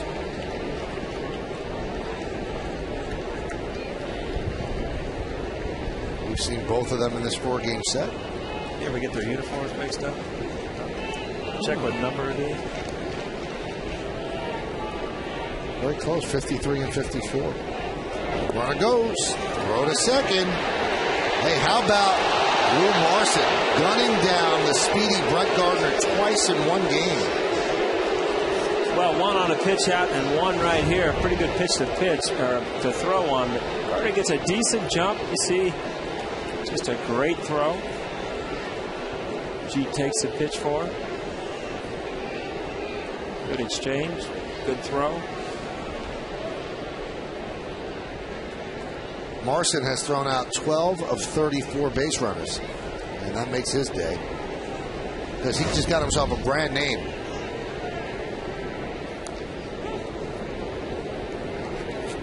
Gardner, one of the more accomplished base stealers this year. Caught only twice coming into this game, now twice in a period of 4 innings. I think he caught his thumb on something. Should I say Steve Donahue checking it out? It's like it's bleeding. I tell you got to be impressed with Talbot, the way he's. It hasn't been anything other than good control, changing speeds. He's kept this team shut down an offense and only given up 2 runs. He's pitched out of some jams.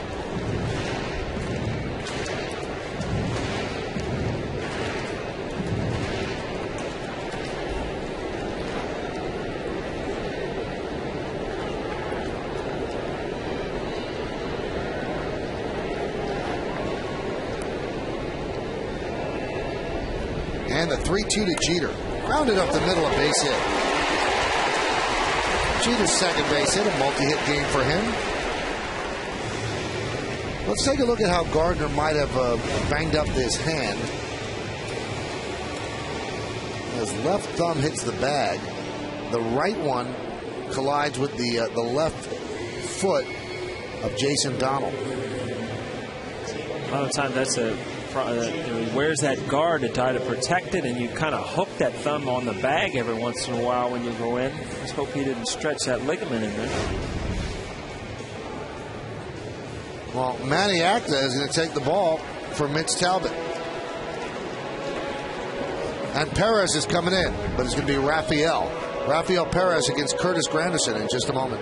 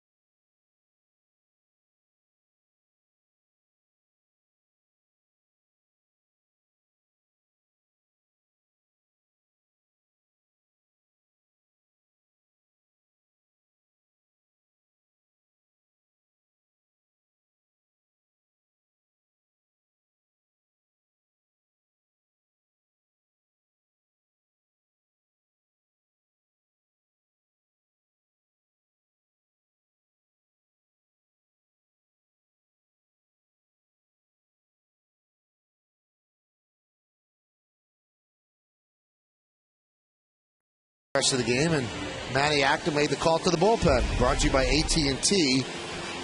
Rethink possible. You'll see Perez's numbers pop up. This is his 19th game. Too many hits, and 1-to-1 strikeout to walk ratio is not good. Now, another thing that Yankee fans have to be a little concerned about is that Ramiro Pena is pinch running for Derek Jeter. Now, he's not that much faster than Jeter, so this is obviously something where you would think that something's up with Jeter. Paul, you don't pull Derek Jeter out of a game where the score is 2-1. Yeah, you would think maybe he felt something in his leg or his back or something, just precautionary, obviously. But, you know, he went through his at-bat. And could it be when he got hit on the hamstring? Yeah, it could well be. Yeah, he's got a little hitch in his giddy up there. Remember, he got hit in the hamstring in the second inning by a Talbot pitch. So he wasn't running well at all. Maybe it's tightening up. Yeah, it could definitely be it, Michael. I mean, it did look like it got him in the back of the hamstring. This is one where Girardi would go up and say, you know, let me get you here. And Jeet say, no, let me hit. And you know, you'd have Pena ready, knowing if he got on base, he was going to come out anyway. Now, Paul mentioned earlier that Granderson's had some good swings against lefties in this series. Here he is, lefty-lefty, one man out. And that one is rolled foul. He tried to get out of the way of the ball. You can't get back. You know, you get back to Talbot. You got to be impressed what he does. I mean, you're coming in with the Cleveland Indians. You're 18-30 as a team, and you know you come into this game as a 6-2 record. So it's hard to win. You know, 6 games this time of the year when you're with a team like this. And he was impressive today.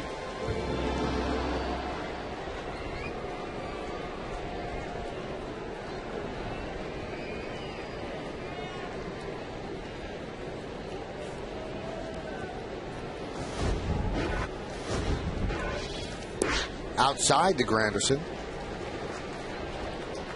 You see Perez's numbers, and they're a little bloated, and it's kind of hard to believe because a couple of years ago, he was really a lights-out, shut-down lefty-lefty guy.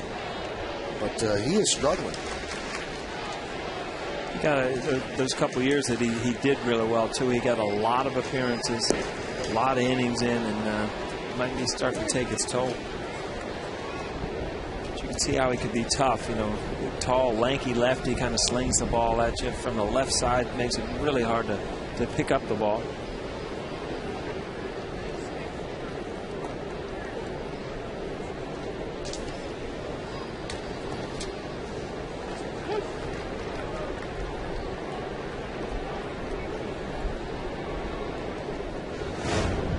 Even in slow motion, you can see a lot of arms and legs, and he hides the ball.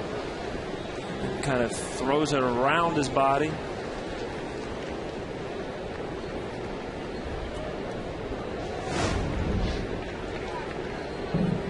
A lot easier to pick up on that Yes-Mo.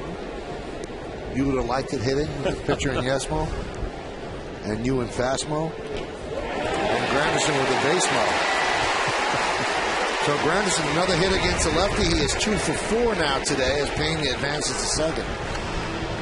That's a good piece of hitting there. I mean, the ball beat him inside, but he stayed through it strong enough to drive it to the outfield. See, that ball's in off the plate. But if you stay through it and don't come off of it, chances are you're at this level strong enough to drive it over the second baseman's head.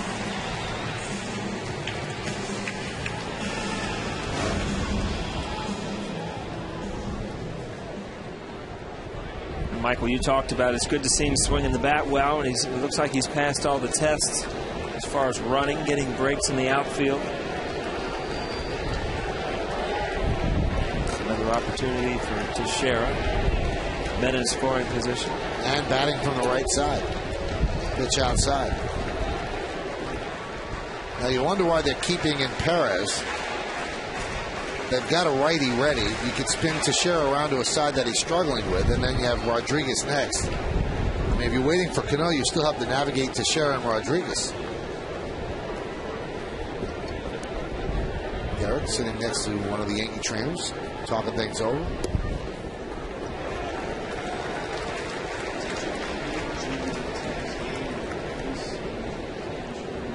They say that Derek Jeter left today's game with tightness in his left hamstring. And that was the hamstring that was plunked. by the pitch by Talbot.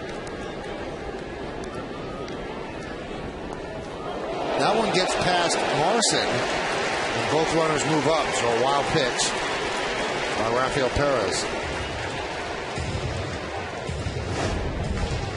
And there's Derek when he got hit earlier in the second inning on the hamstring. Flush.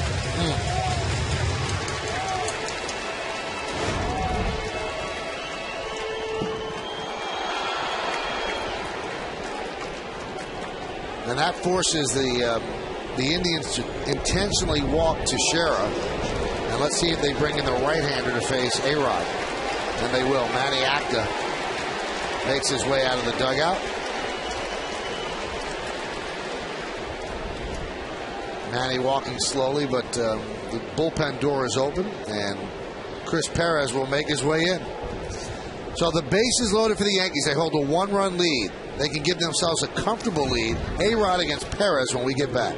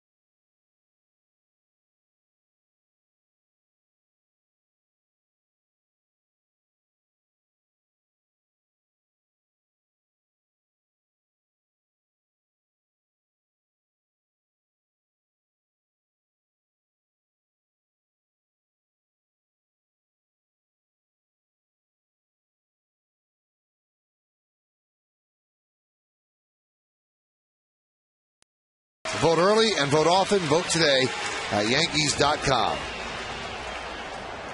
All right, so it's Chris Perez against Alex Rodriguez. Bases loaded and one out. Those are the numbers on Perez, and they're very good except for the walks.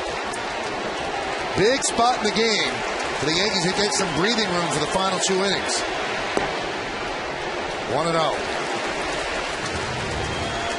It's funny, these are the at-bats we continually get this whole series with A-Rod and Teixeira with the opportunities to come through where they have in their whole career. And, you know, you get these two guys rolling in these situations, and it's going to be a fun June for the Yankees. Count 1-1.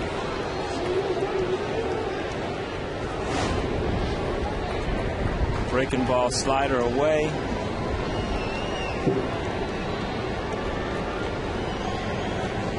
Out in front, you see that hand come off the bat a little bit.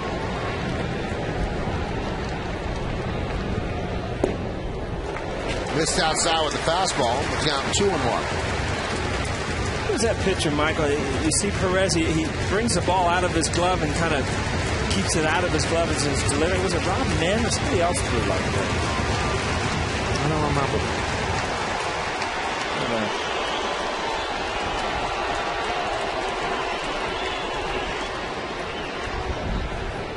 He holds that ball out of the glove.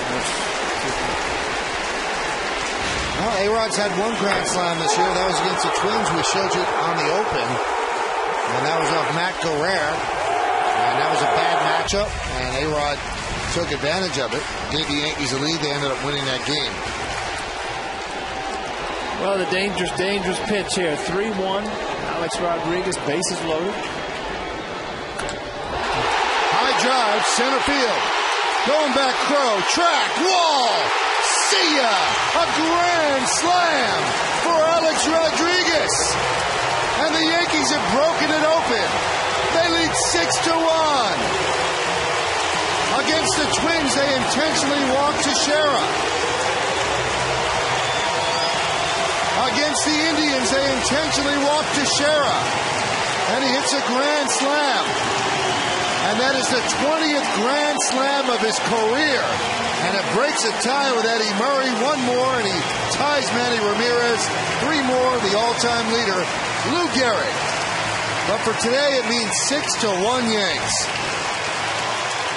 Well, I apologize, Michael. Earlier in the game, I said I think I just got that feeling he's going to put one in the seats, and he put one in the net for us today. Dead center field, 3-1 pitch, nowhere to put him. And his 590th career home run.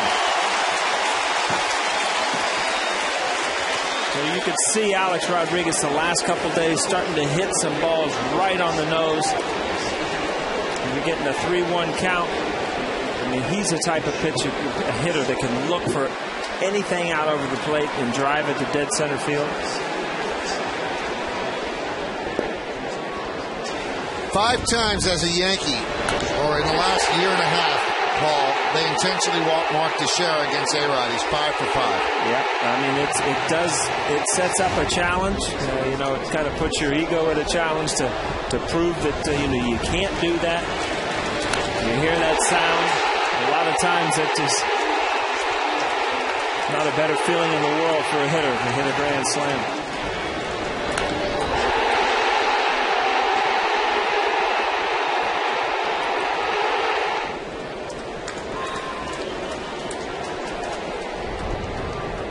Now, Robinson Cano has a 13-game hitting streak on the line. He's 0 for 3 today.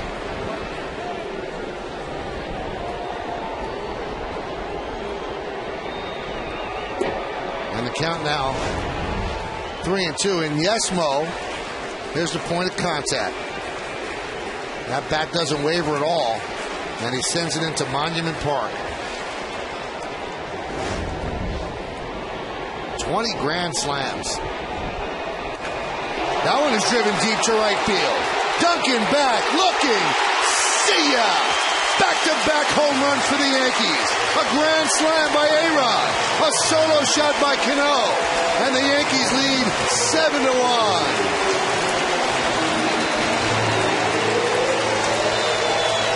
That's a nice way to extend a hitting streak. 14 in a row. I'll tell you what, he's on every pitch, whether he makes an out or not. And you see a lot of laughs from Kevin Long. He's seeing great things from some of his biggest hitters.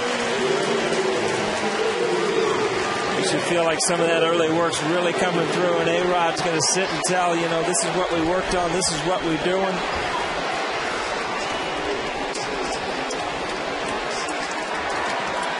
I tell you what, Robbie, if you're only going to get one hit now, Robbie, you might as well make it a home run, right?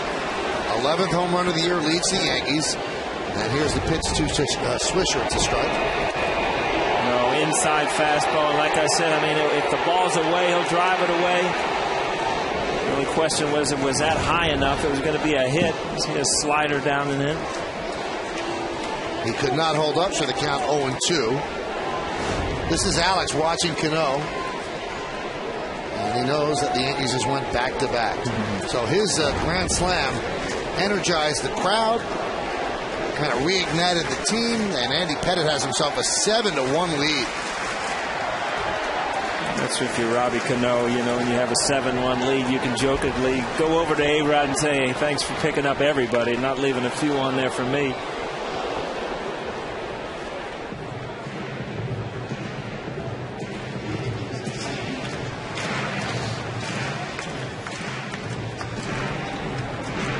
This is always fascinating to me, Paul. What is being said there? Do they go over how they did it? What are they talking about? All kind of chat. You just don't believe how chatty you get after you hit a home run. Just a lot of things you want to talk about.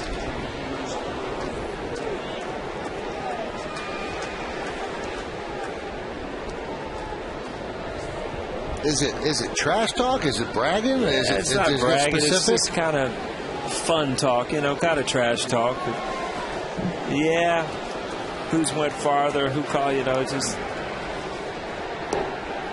I think A-Rod wins that one today. Yeah.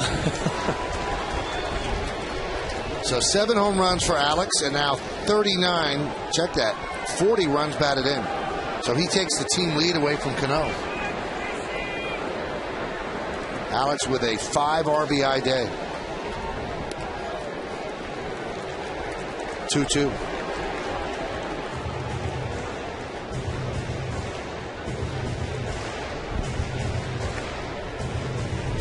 This has really come into a pattern where the Indians come out, play really well for half of the game, and then you almost see that they just don't believe that they can beat the Yankees. And you get into that bullpen and balls start flying, runs start crossing the plate. That man did a good job tonight. He's going to get a loss out of it. Exactly, yeah.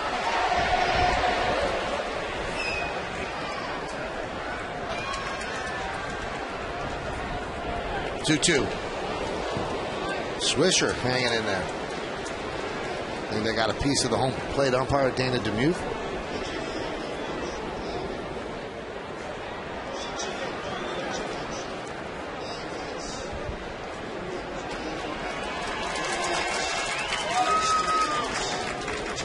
Good to be young and a Yankee right there.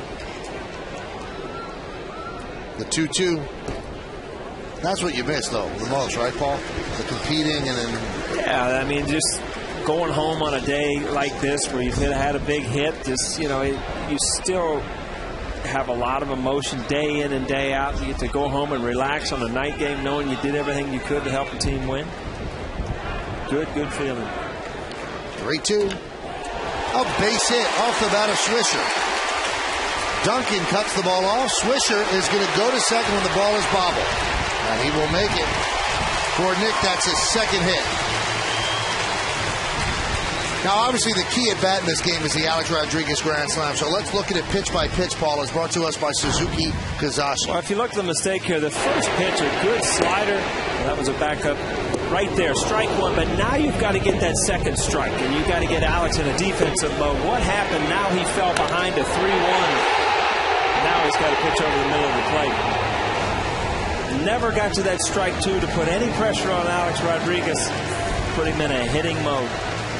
And then in a talking mode as he continues to talk about it with Robinson Cano. Chris Perez is going to think about it as Manny Acta goes to the bullpen again. The Yankees lead 7-1, looking for more and talking about it still.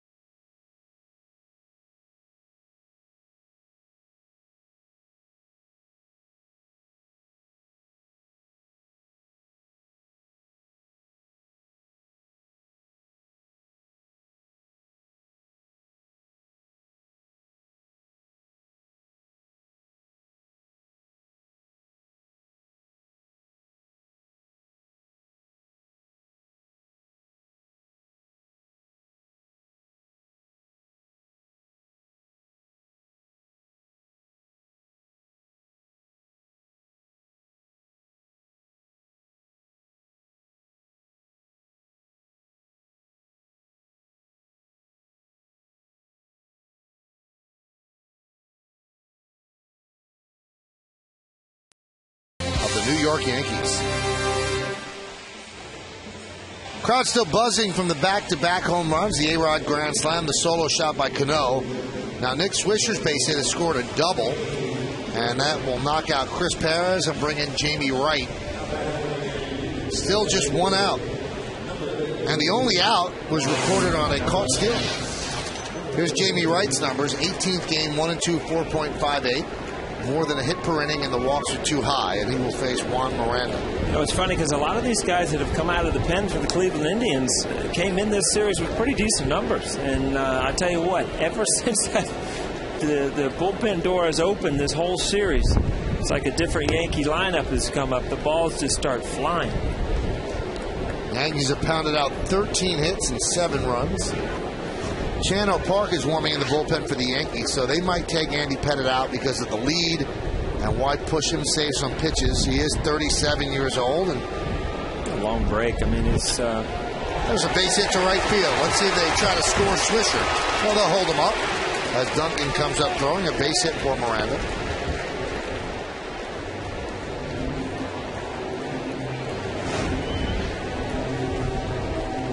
The ball hit hard, finds a hole. And again, this Cleveland bullpen continues to be gasoline alley. They just come in and line them up, and Yankee hitters are really digging in. So first and third, still one out. Here's Francisco Cervelli as the Yankees have batted around. 7th inning has been important in these games. Yankees scored 5 in the 7th yesterday. The Indians scored 7 in the 7th on Saturday.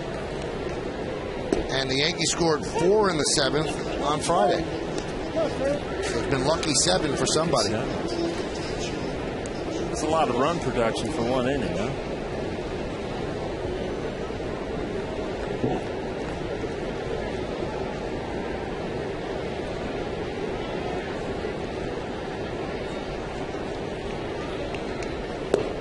Now remember this one thing, Paul. Andy Pettitte's been sitting since the moment of remembrance, and I think he threw his last pitch at 2:58.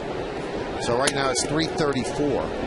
He's been sitting over a half hour. He's not in the dugout. He's probably done. Yeah, I would think so. And I mean, what else can you do? You threw the ball great. The team's kind of blown the game open.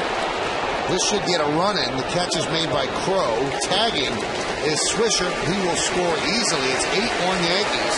A sac fly for Cervelli.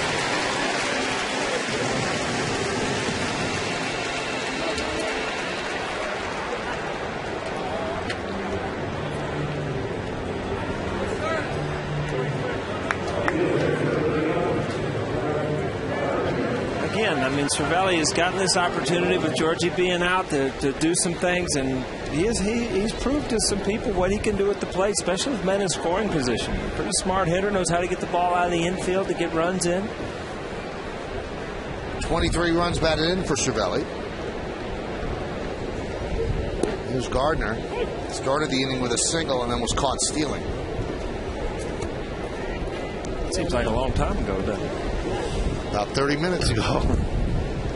So he is 3 for 3 on the day.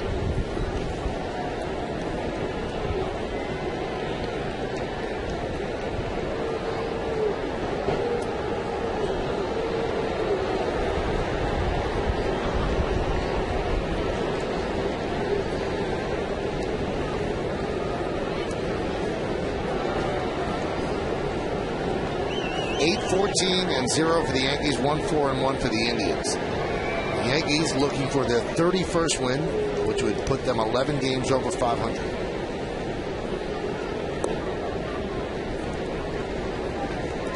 And count 2-1.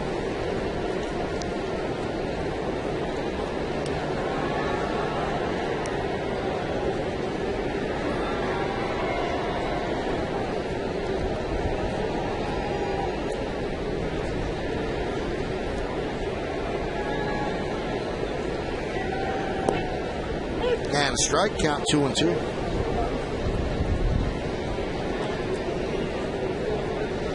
Tough pitch to hit there. You see the location on that ball, down and in, kind of that ball you throw it, supposedly the front hip of a lefty.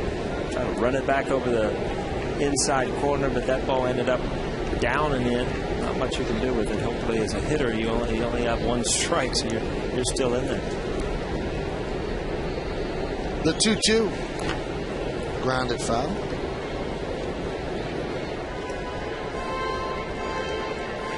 It's kind of right at the end of my career, people started throwing that two-seam fastball at your hip for a strike, and then you would change the next pitch. You would throw a cutter at the same spot in the inside corner and run it in off the plate, and it just it almost became automatic, and you saw it right there. And it's just different movements on the ball, but going at different angles.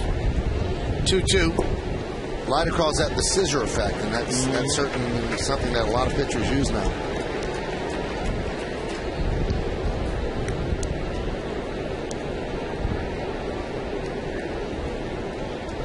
You look at that and how easy it sounds to to hit the corner here and hit the corner there, and you don't really understand how hard it is to put a baseball at 90 miles an hour exactly at a certain spot. And if you watch Andy Pettit as he pitched today, I mean the catcher barely moved his glove half the time. I mean he's hitting the spots. He's got the movement that he knows he's going to get on certain pitches, and pitching becomes easy when you can hit spots with movement. But as soon as you miss by just a little bit in certain situations against certain hitters, all of a sudden it all changes.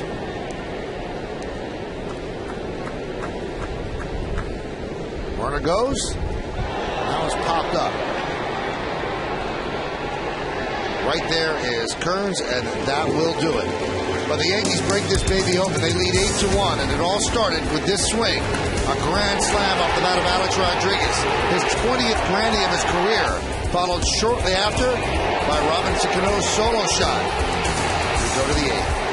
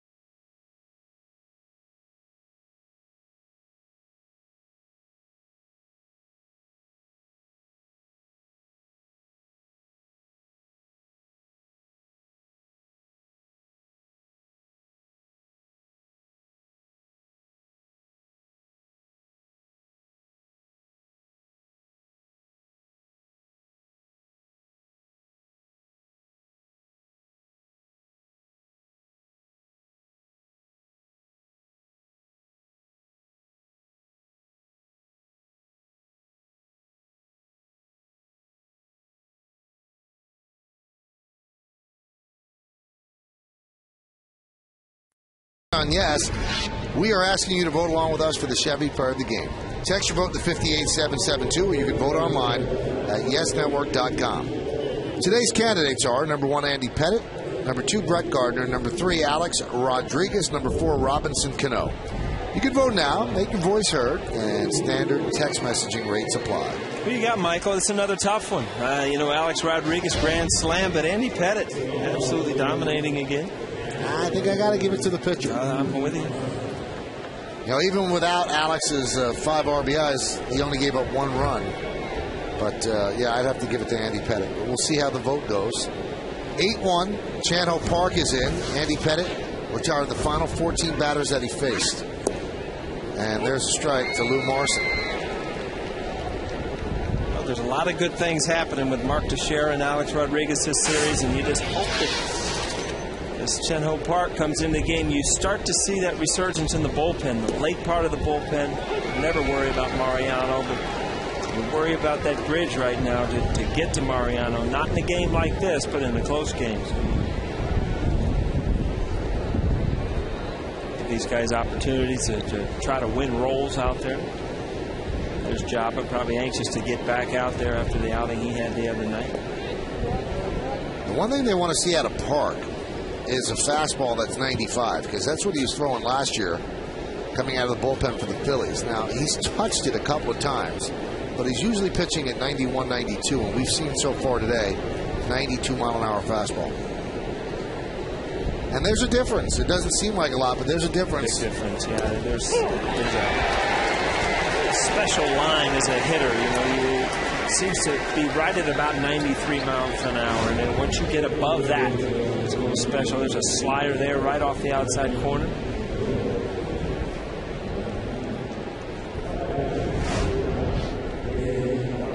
And Morrison's down looking. But you know, Park is a guy that doesn't have a tremendous amount of movement on his fastball, so, you know, velocity is important. Park is just throwing strikes.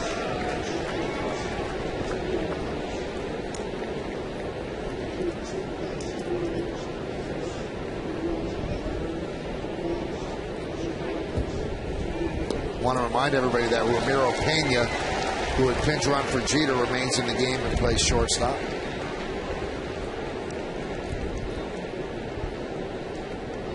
Those are the changes. Park and Pena. Gets that one up to 93 in the count 1-2.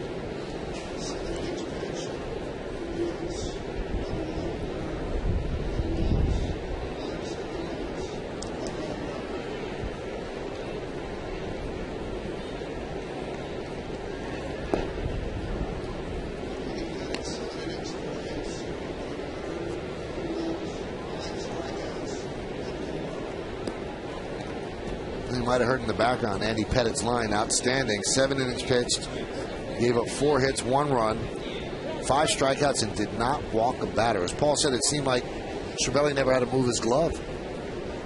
The second or third consecutive game without a walk. They didn't have one in Minnesota, right? I'll take a look. There's a ground ball to Pena. 16 Indians have gone down in a row. Let's see, Pettit walks. I did walk 2 against Tampa Bay, so it's two straight starts without a walk. Still pretty impressive. Yes.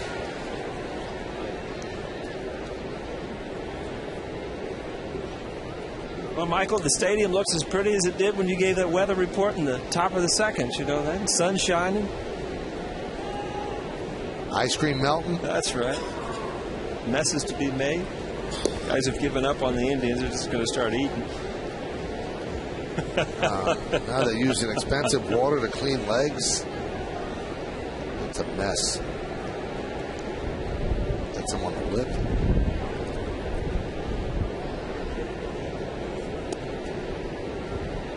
Count 2-0. Did you go ice cream today? I had a couple. Okay. I didn't go one. I had a couple. Just tasters.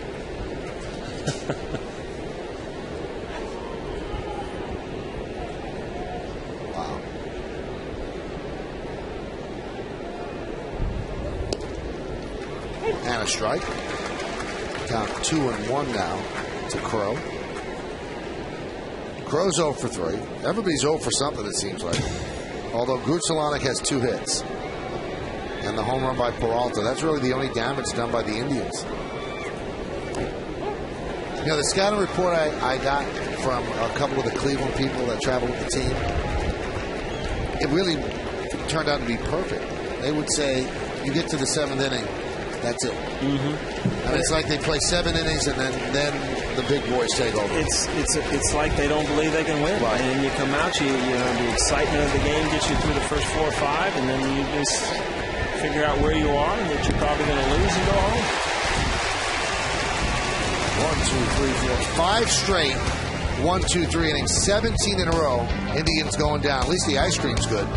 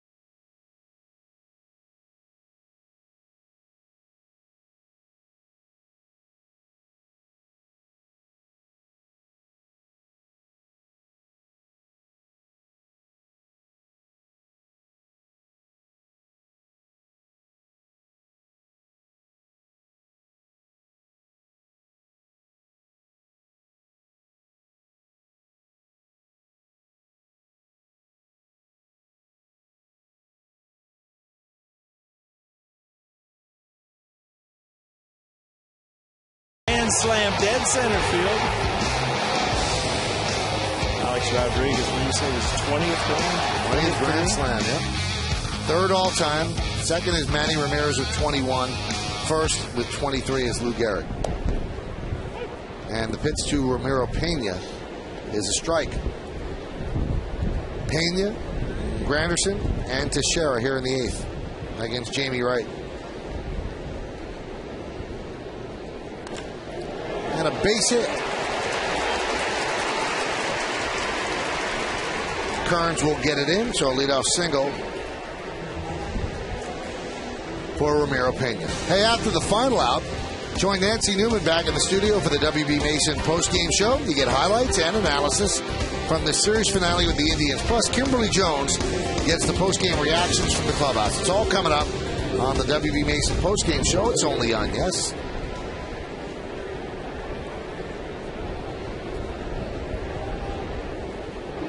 Here's Curtis Granderson. There's a strike.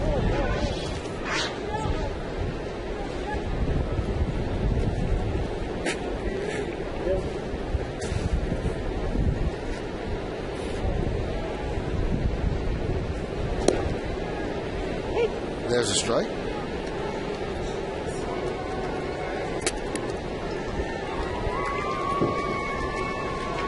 Mark Teixeira's on deck.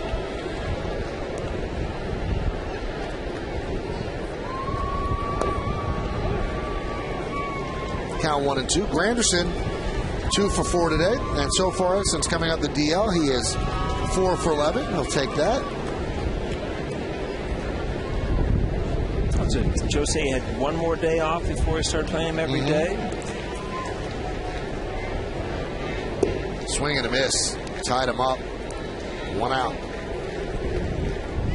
Every once in a while you get caught in a 2-strike count and the pitcher makes a good pitch. Not much you can do with it. We'll see where this ball ends up. Starts out in the zone, ends up on the back foot.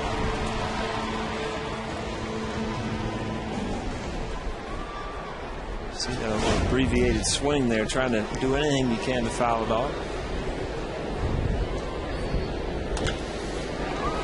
Grounded through the right side for a base hit. Pena stops at second. So Teixeira with a single. That's his first hit of the day.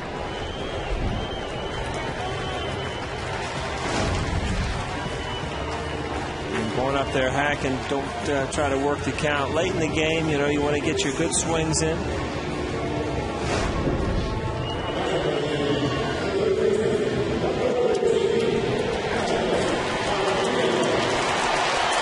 Alex Rodriguez gets a nice hand from the crowd. He's 2 for 3 today. He was hit by a pitch. He has 5 runs batted in.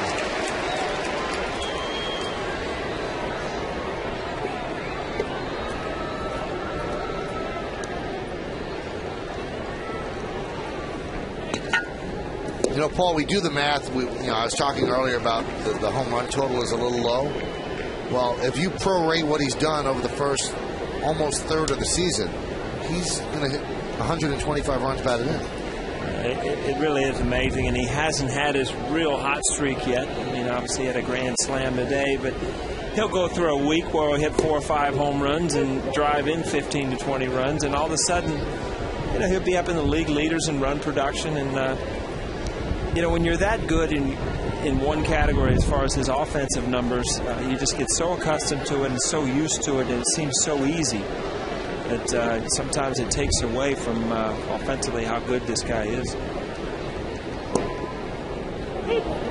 And the count 1-2 on A-Rod from Jamie Wright.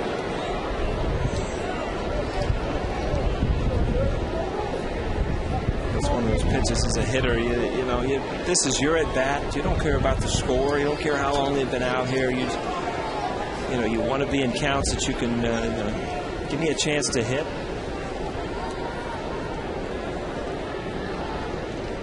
The 1-2.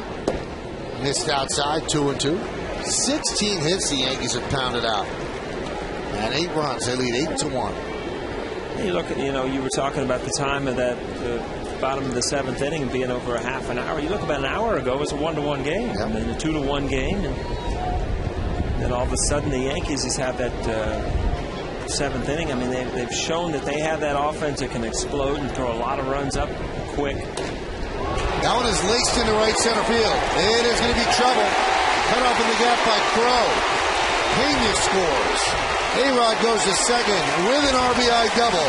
Teixeira stops at third. A 6 RBI day for Alex Rodriguez, and the Yankees lead 9-1. You know, you say, this game's out of hand, so what? But these are big at-bats. I mean, Alex Rodriguez is trying to get in the mental part of the game where he knows he can drive in runs time and time again.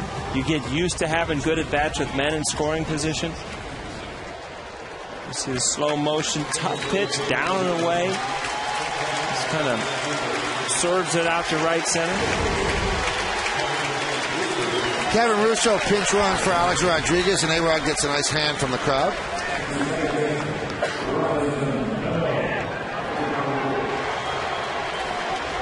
So runners on second and third.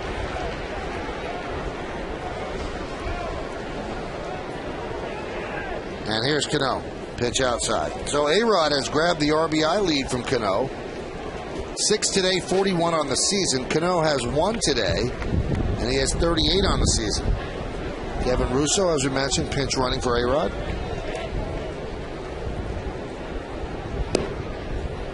And the count 2-0. If you're Jamie Wright, you look over your shoulder and you see nobody in that bullpen. Any actor says, this is yours to. Don't look for any help. Find out a way to get some of these guys out and get us back in the dugout.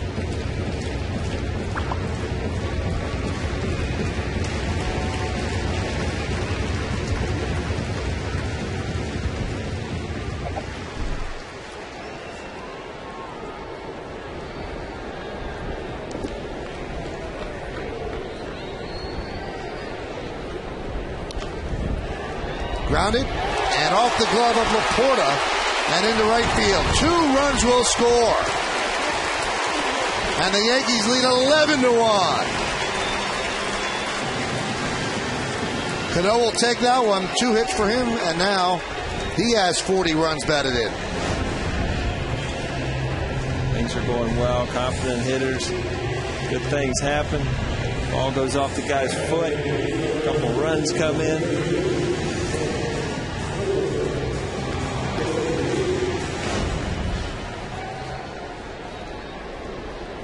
A lot of numbers out there. Boys are starting to fight at the bat rack. A lot of hits going on out there. Well, this would have been a perfect weekend for the Yankees if they had held on to that lead on Saturday, but they'll take 3 out of 4. Swisher takes the strike.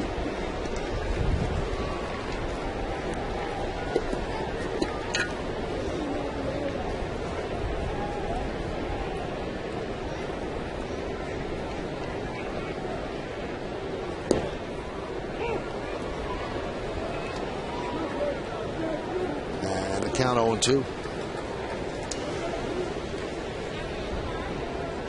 18 hits for the Yankees, a season high. Swisher has 2 of them.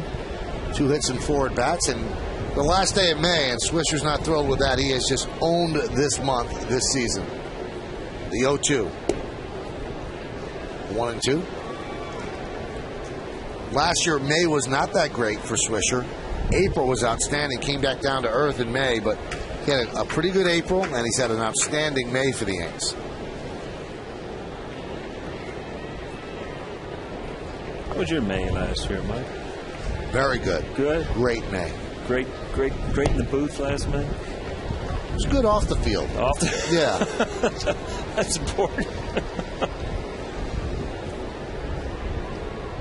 Met somebody very important in May, so it was a good May. Not such a bad thing. 378 this month for Swisher. Swing and a miss. So the second out recorded by Wright. And Nick might finish his day at 2 for 5, and that'll bring up Miranda. He is 1 for 4.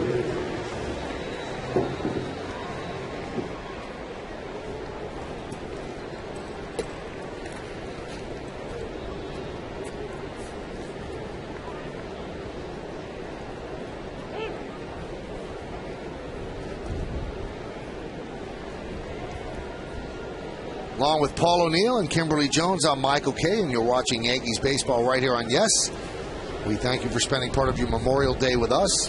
11-1 Yankees lead. That one fouled off the foot of Miranda. And Orioles coming to town for 2 night games and then a day game on Thursday. And then the Yankees head on the road to Toronto for 3.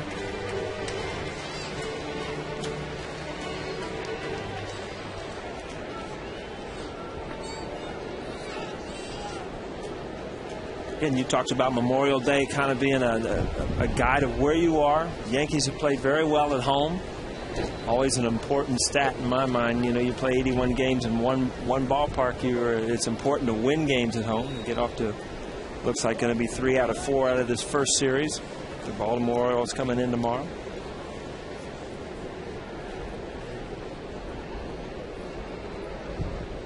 Well, the men in the white hats have done a good job. Although the Indians are wearing white hats as well. They didn't do that great a job. The 0-2. Outside 1-2. This copyrighted telecast presented by authority of the New York Yankees. It may not be reproduced or retransmitted in any form, and the accounts and descriptions of this game may not be disseminated without the express written consent of the aforementioned New York Yankees. That doesn't sound like that was the first time you've read. No, but I have not memorized it, Paul. The 1-2.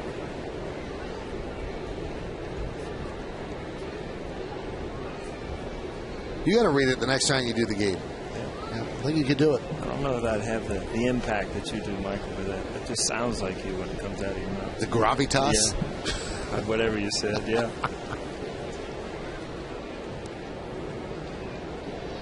The 2-2.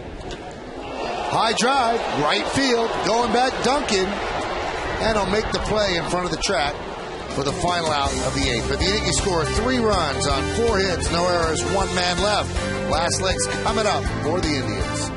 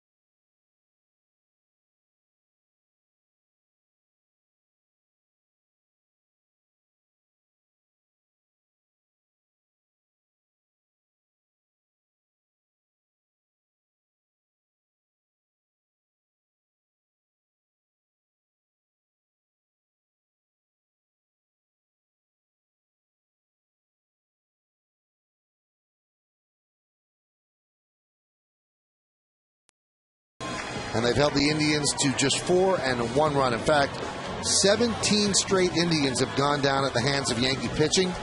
14 of them against Andy Pettit, and then 1, 2, 3 against Chan-Ho Park in the 8th. Park still out there. A couple of changes for the Yankees. Kevin Russo takes over third. Remember, he had pinch run for A-Rod, and they give Mark Teixeira the rest of the day off at first.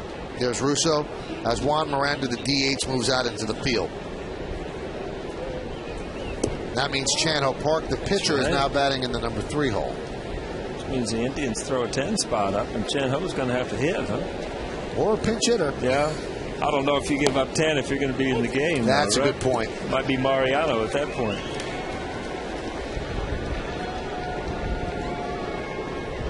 Rutsalana got the last base hit for the Indians. A one-out single in the third. In fact, the last base runner. No Indian has walked.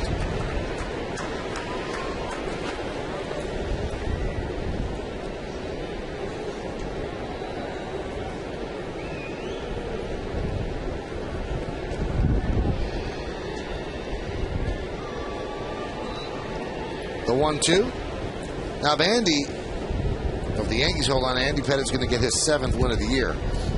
He'll also get his 235th win all time. Oh, he has 235 now, so he'll tie Whitey at 236, tied for 58th place on the all-time list, Major League history. How about being 100 games career, 100 games over 500? Remember, that was a big deal because Mike Messina finished his career 100 games over 500 as well.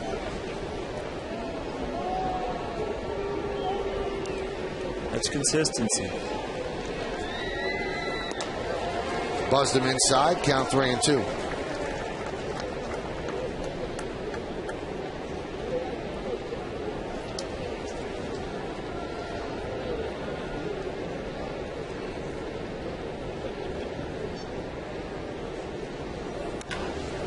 Hit sharply to short. Pena gobbles it up. 18 in a row for the Yanks.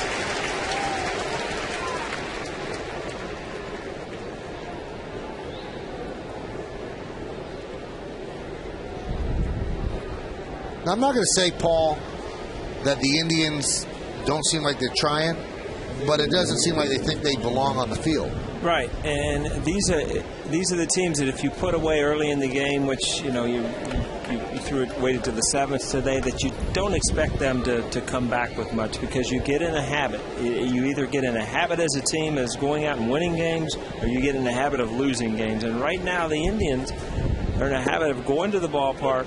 Chances are we're going to lose. We're going to go play hard. We're going to try to get better. But it makes for a long summer. There's no doubt about it, especially for the veteran players still left over there. And you wonder what a guy like Grutzelanek and a guy like Kearns, who's 30 years old, what do they think? Because I don't think that they're going to be in the mindset, well, let's move runners over. They got to think about That's right. the next year and where they're going to be. They want to put up some numbers. So you almost wonder, Paul, why those guys are on the team. Just keep running all kids out there. Yeah, I mean, I don't think that you can, throw a AAA team out there. You have to have some names, and hopefully they get Sizemore back, because he's still a guy that even if your team loses, you'll go out and watch. But, you can never forget that you're walking into Yankee Stadium, you're dressing for a major league game, you're playing in front of 50,000 people.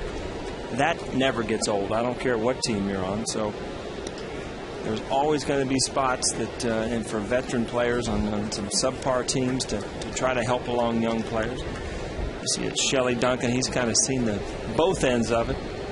Been in the Yankee dugout through big wins, and now with the Cleveland Indians, it's trying to somehow get on track of getting back to where they can even compete. Austin Kearns could not hold up, so it's a strikeout. The putout is 2-3.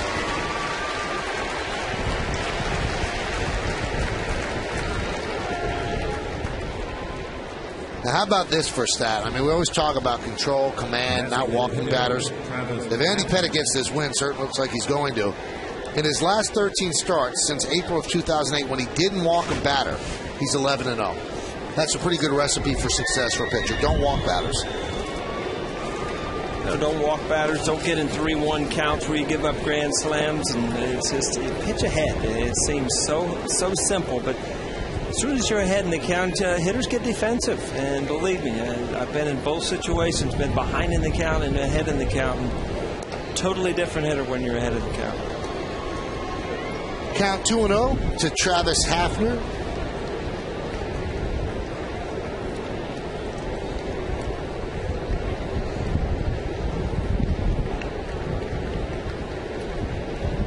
Came into the series with a 12-game hitting streak. And he's 1 for 10 in the series now. So the hitting streak went away, and then the hot streak went away. We got 2 outs in the bottom of the 9th, and 3-0 count. We could see our first walk here. Boy, if you're Channel Park, don't you have to just put it on a tee? That's exactly right. Yankees are looking at Park. This might seem 11-1. It's, you know, it's all eyewash, but it's not. They want to get Channel Park straightened out. At 3-0, he does throw one right down the middle, 3-1.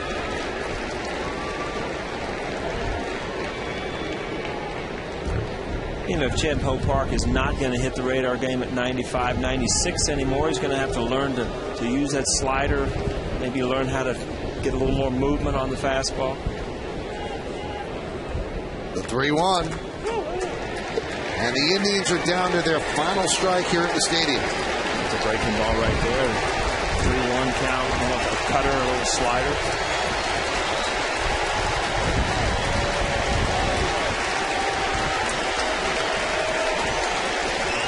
Another big crowd at the stadium. They're looking to end it on a high note. Most of them standing. 11-1 Yankees. Stayed alive.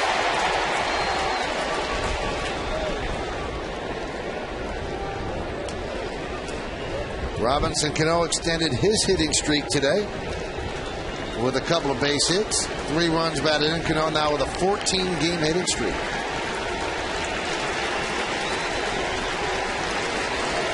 And the Yankees are pounding the Indians today, 11-1. The 3-2. And Hafner seems like he is delaying the inevitable.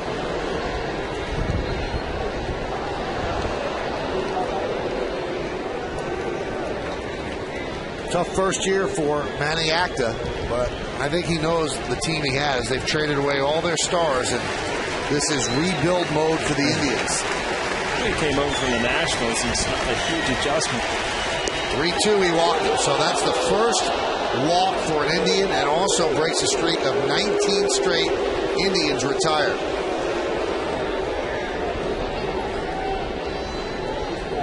So a small victory there as they don't go down meekly the final 20. And that's going to bring up Peralta, who gave the Indians the only run they have, an opposite field home run against Andy Pettit in the second.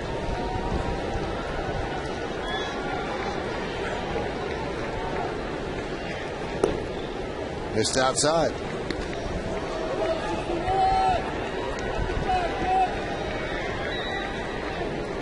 Interesting pitch selection there. 11-1. Start a guy off with a slider away. We talked about it. Peralta likes that fastball. And he's also working on things out there. They need to straighten him out.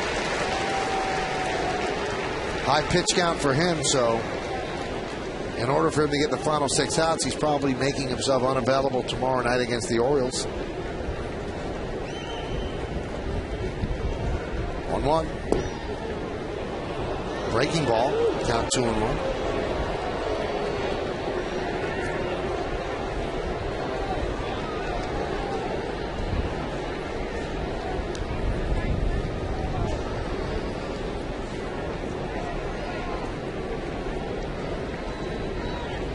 The 2-1. And again, Indians down to their final strike.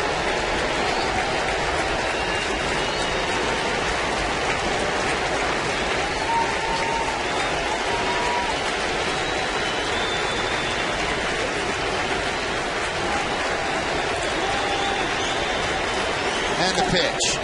Driven into right center. Coming on. Swisher. Can't make the play. So he gets the ball in quickly. A base hit for Peralta, who is 2 for 4.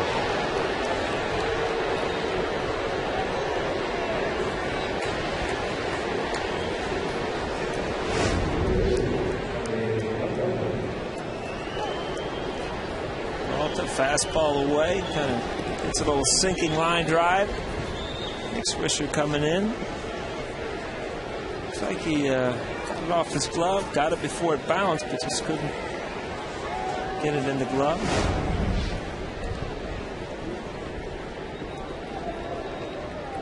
Now, Dave Island didn't want to do it, but he had to go to the bullpen phone. They're stirring out there because let's say he can't get this final out. Last thing they want to do is hang him out there for 50 pitches. He's at 39 right now. Here's Shelley Duncan. Check swing, did he go? Yes, he did, said Kerwin Danley. Shelley is 0 for 3, 0 for 6 in this series.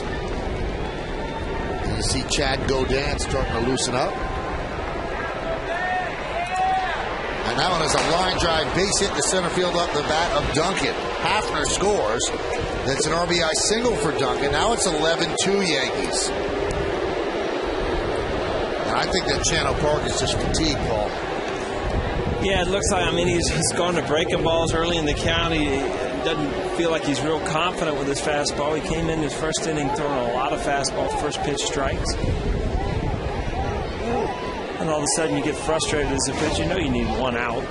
Shelley Duncan, believe me, he's a guy that's going to make every at-bat act like it means a lot, because it does to him. Drives the ball up the middle. So Island has his say, also gives Godin a couple more throws out in the bullpen. And here is Matt Laporta. 11-2 Yankees.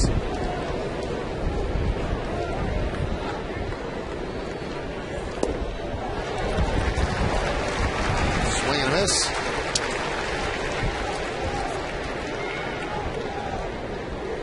Yeah, he does not feel real good about the fastball. If he, in an 11-2 game, he's starting people off with breaking balls.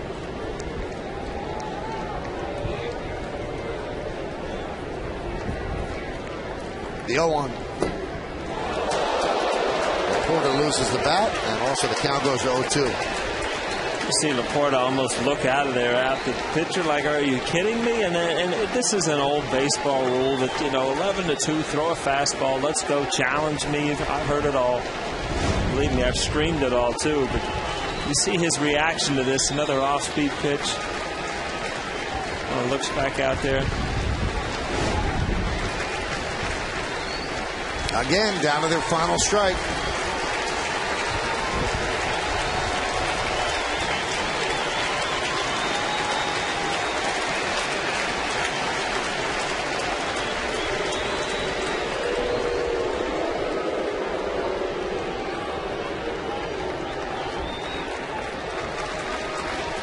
And the 0-2. Swung on and missed. Cervelli gets an angle, and the Yankees win the game 11-2.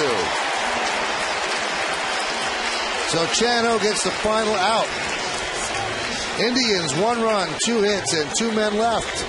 Yankees take 3 out of 4 from Cleveland, and they open this baby up with a 6-run 7th inning and never look back. So stick around for the post-game show to find out who's today's Chevy player of the game. I don't think you throw any champagne celebrations over the fact that you've beaten the Indians 3 games out of 4, Paul, but you have to beat the bad teams. That's the way you win pennants. That's the way you build up win totals. Yeah, you also look back at that loss that they had, and then they had an opportunity to lose the next day, and they bounced back. Teixeira hits the big home run, and that pretty much shows what kind of team you got. That, one day, one night is not going to affect them more than just that one game. A lot of people contributed. Obviously, Alex Rodriguez and Robinson Cano. And Kim Jones has one of the Yankee stars with her. Kim? I do. And Robbie, a big game for you. But for Alex Rodriguez, the grand slam that opened things up, what was your view from on deck? Oh, that was a great swing. As soon as he hit, I know he's gonna go out. And then you wanted to follow that up, I assume? Well, I was trying to just get a pitch and, trying to get a hit because I haven't hit in the game. And, this guy made a good swing on that pitch. It must be a great world to live in when you're trying to get a hit and you end up hitting it out. Well, that's the best thing, As long as you get on base or do something to help the team to win, I'm more than happy. Take us into the dugout because you and Alex were having a lot of fun talking about those back-to-back jacks. What was that conversation like? I was asking how he feels because the thing is, when you see they walk the guy in front of you because they want to pitch to you, that thing is, he wake you up. So, good thing he wait for a pitch that he can drive and he did his job. What did he tell you he felt when they walked Teixeira? He said he feels good. You could do my job, Robbie Cano. That's a great question by you. Thank you very much for joining us. Thank you. Michael, he's going to take over. Oh, that's not good. Anyway, thank you, Kim. That is Robinson Cano. And we talked about it. Since Mark Teixeira became a Yankee, they've walked him 5 times in front of A-Rod, and A-Rod's gotten a hit 5 times. This year alone, 2 grand slams.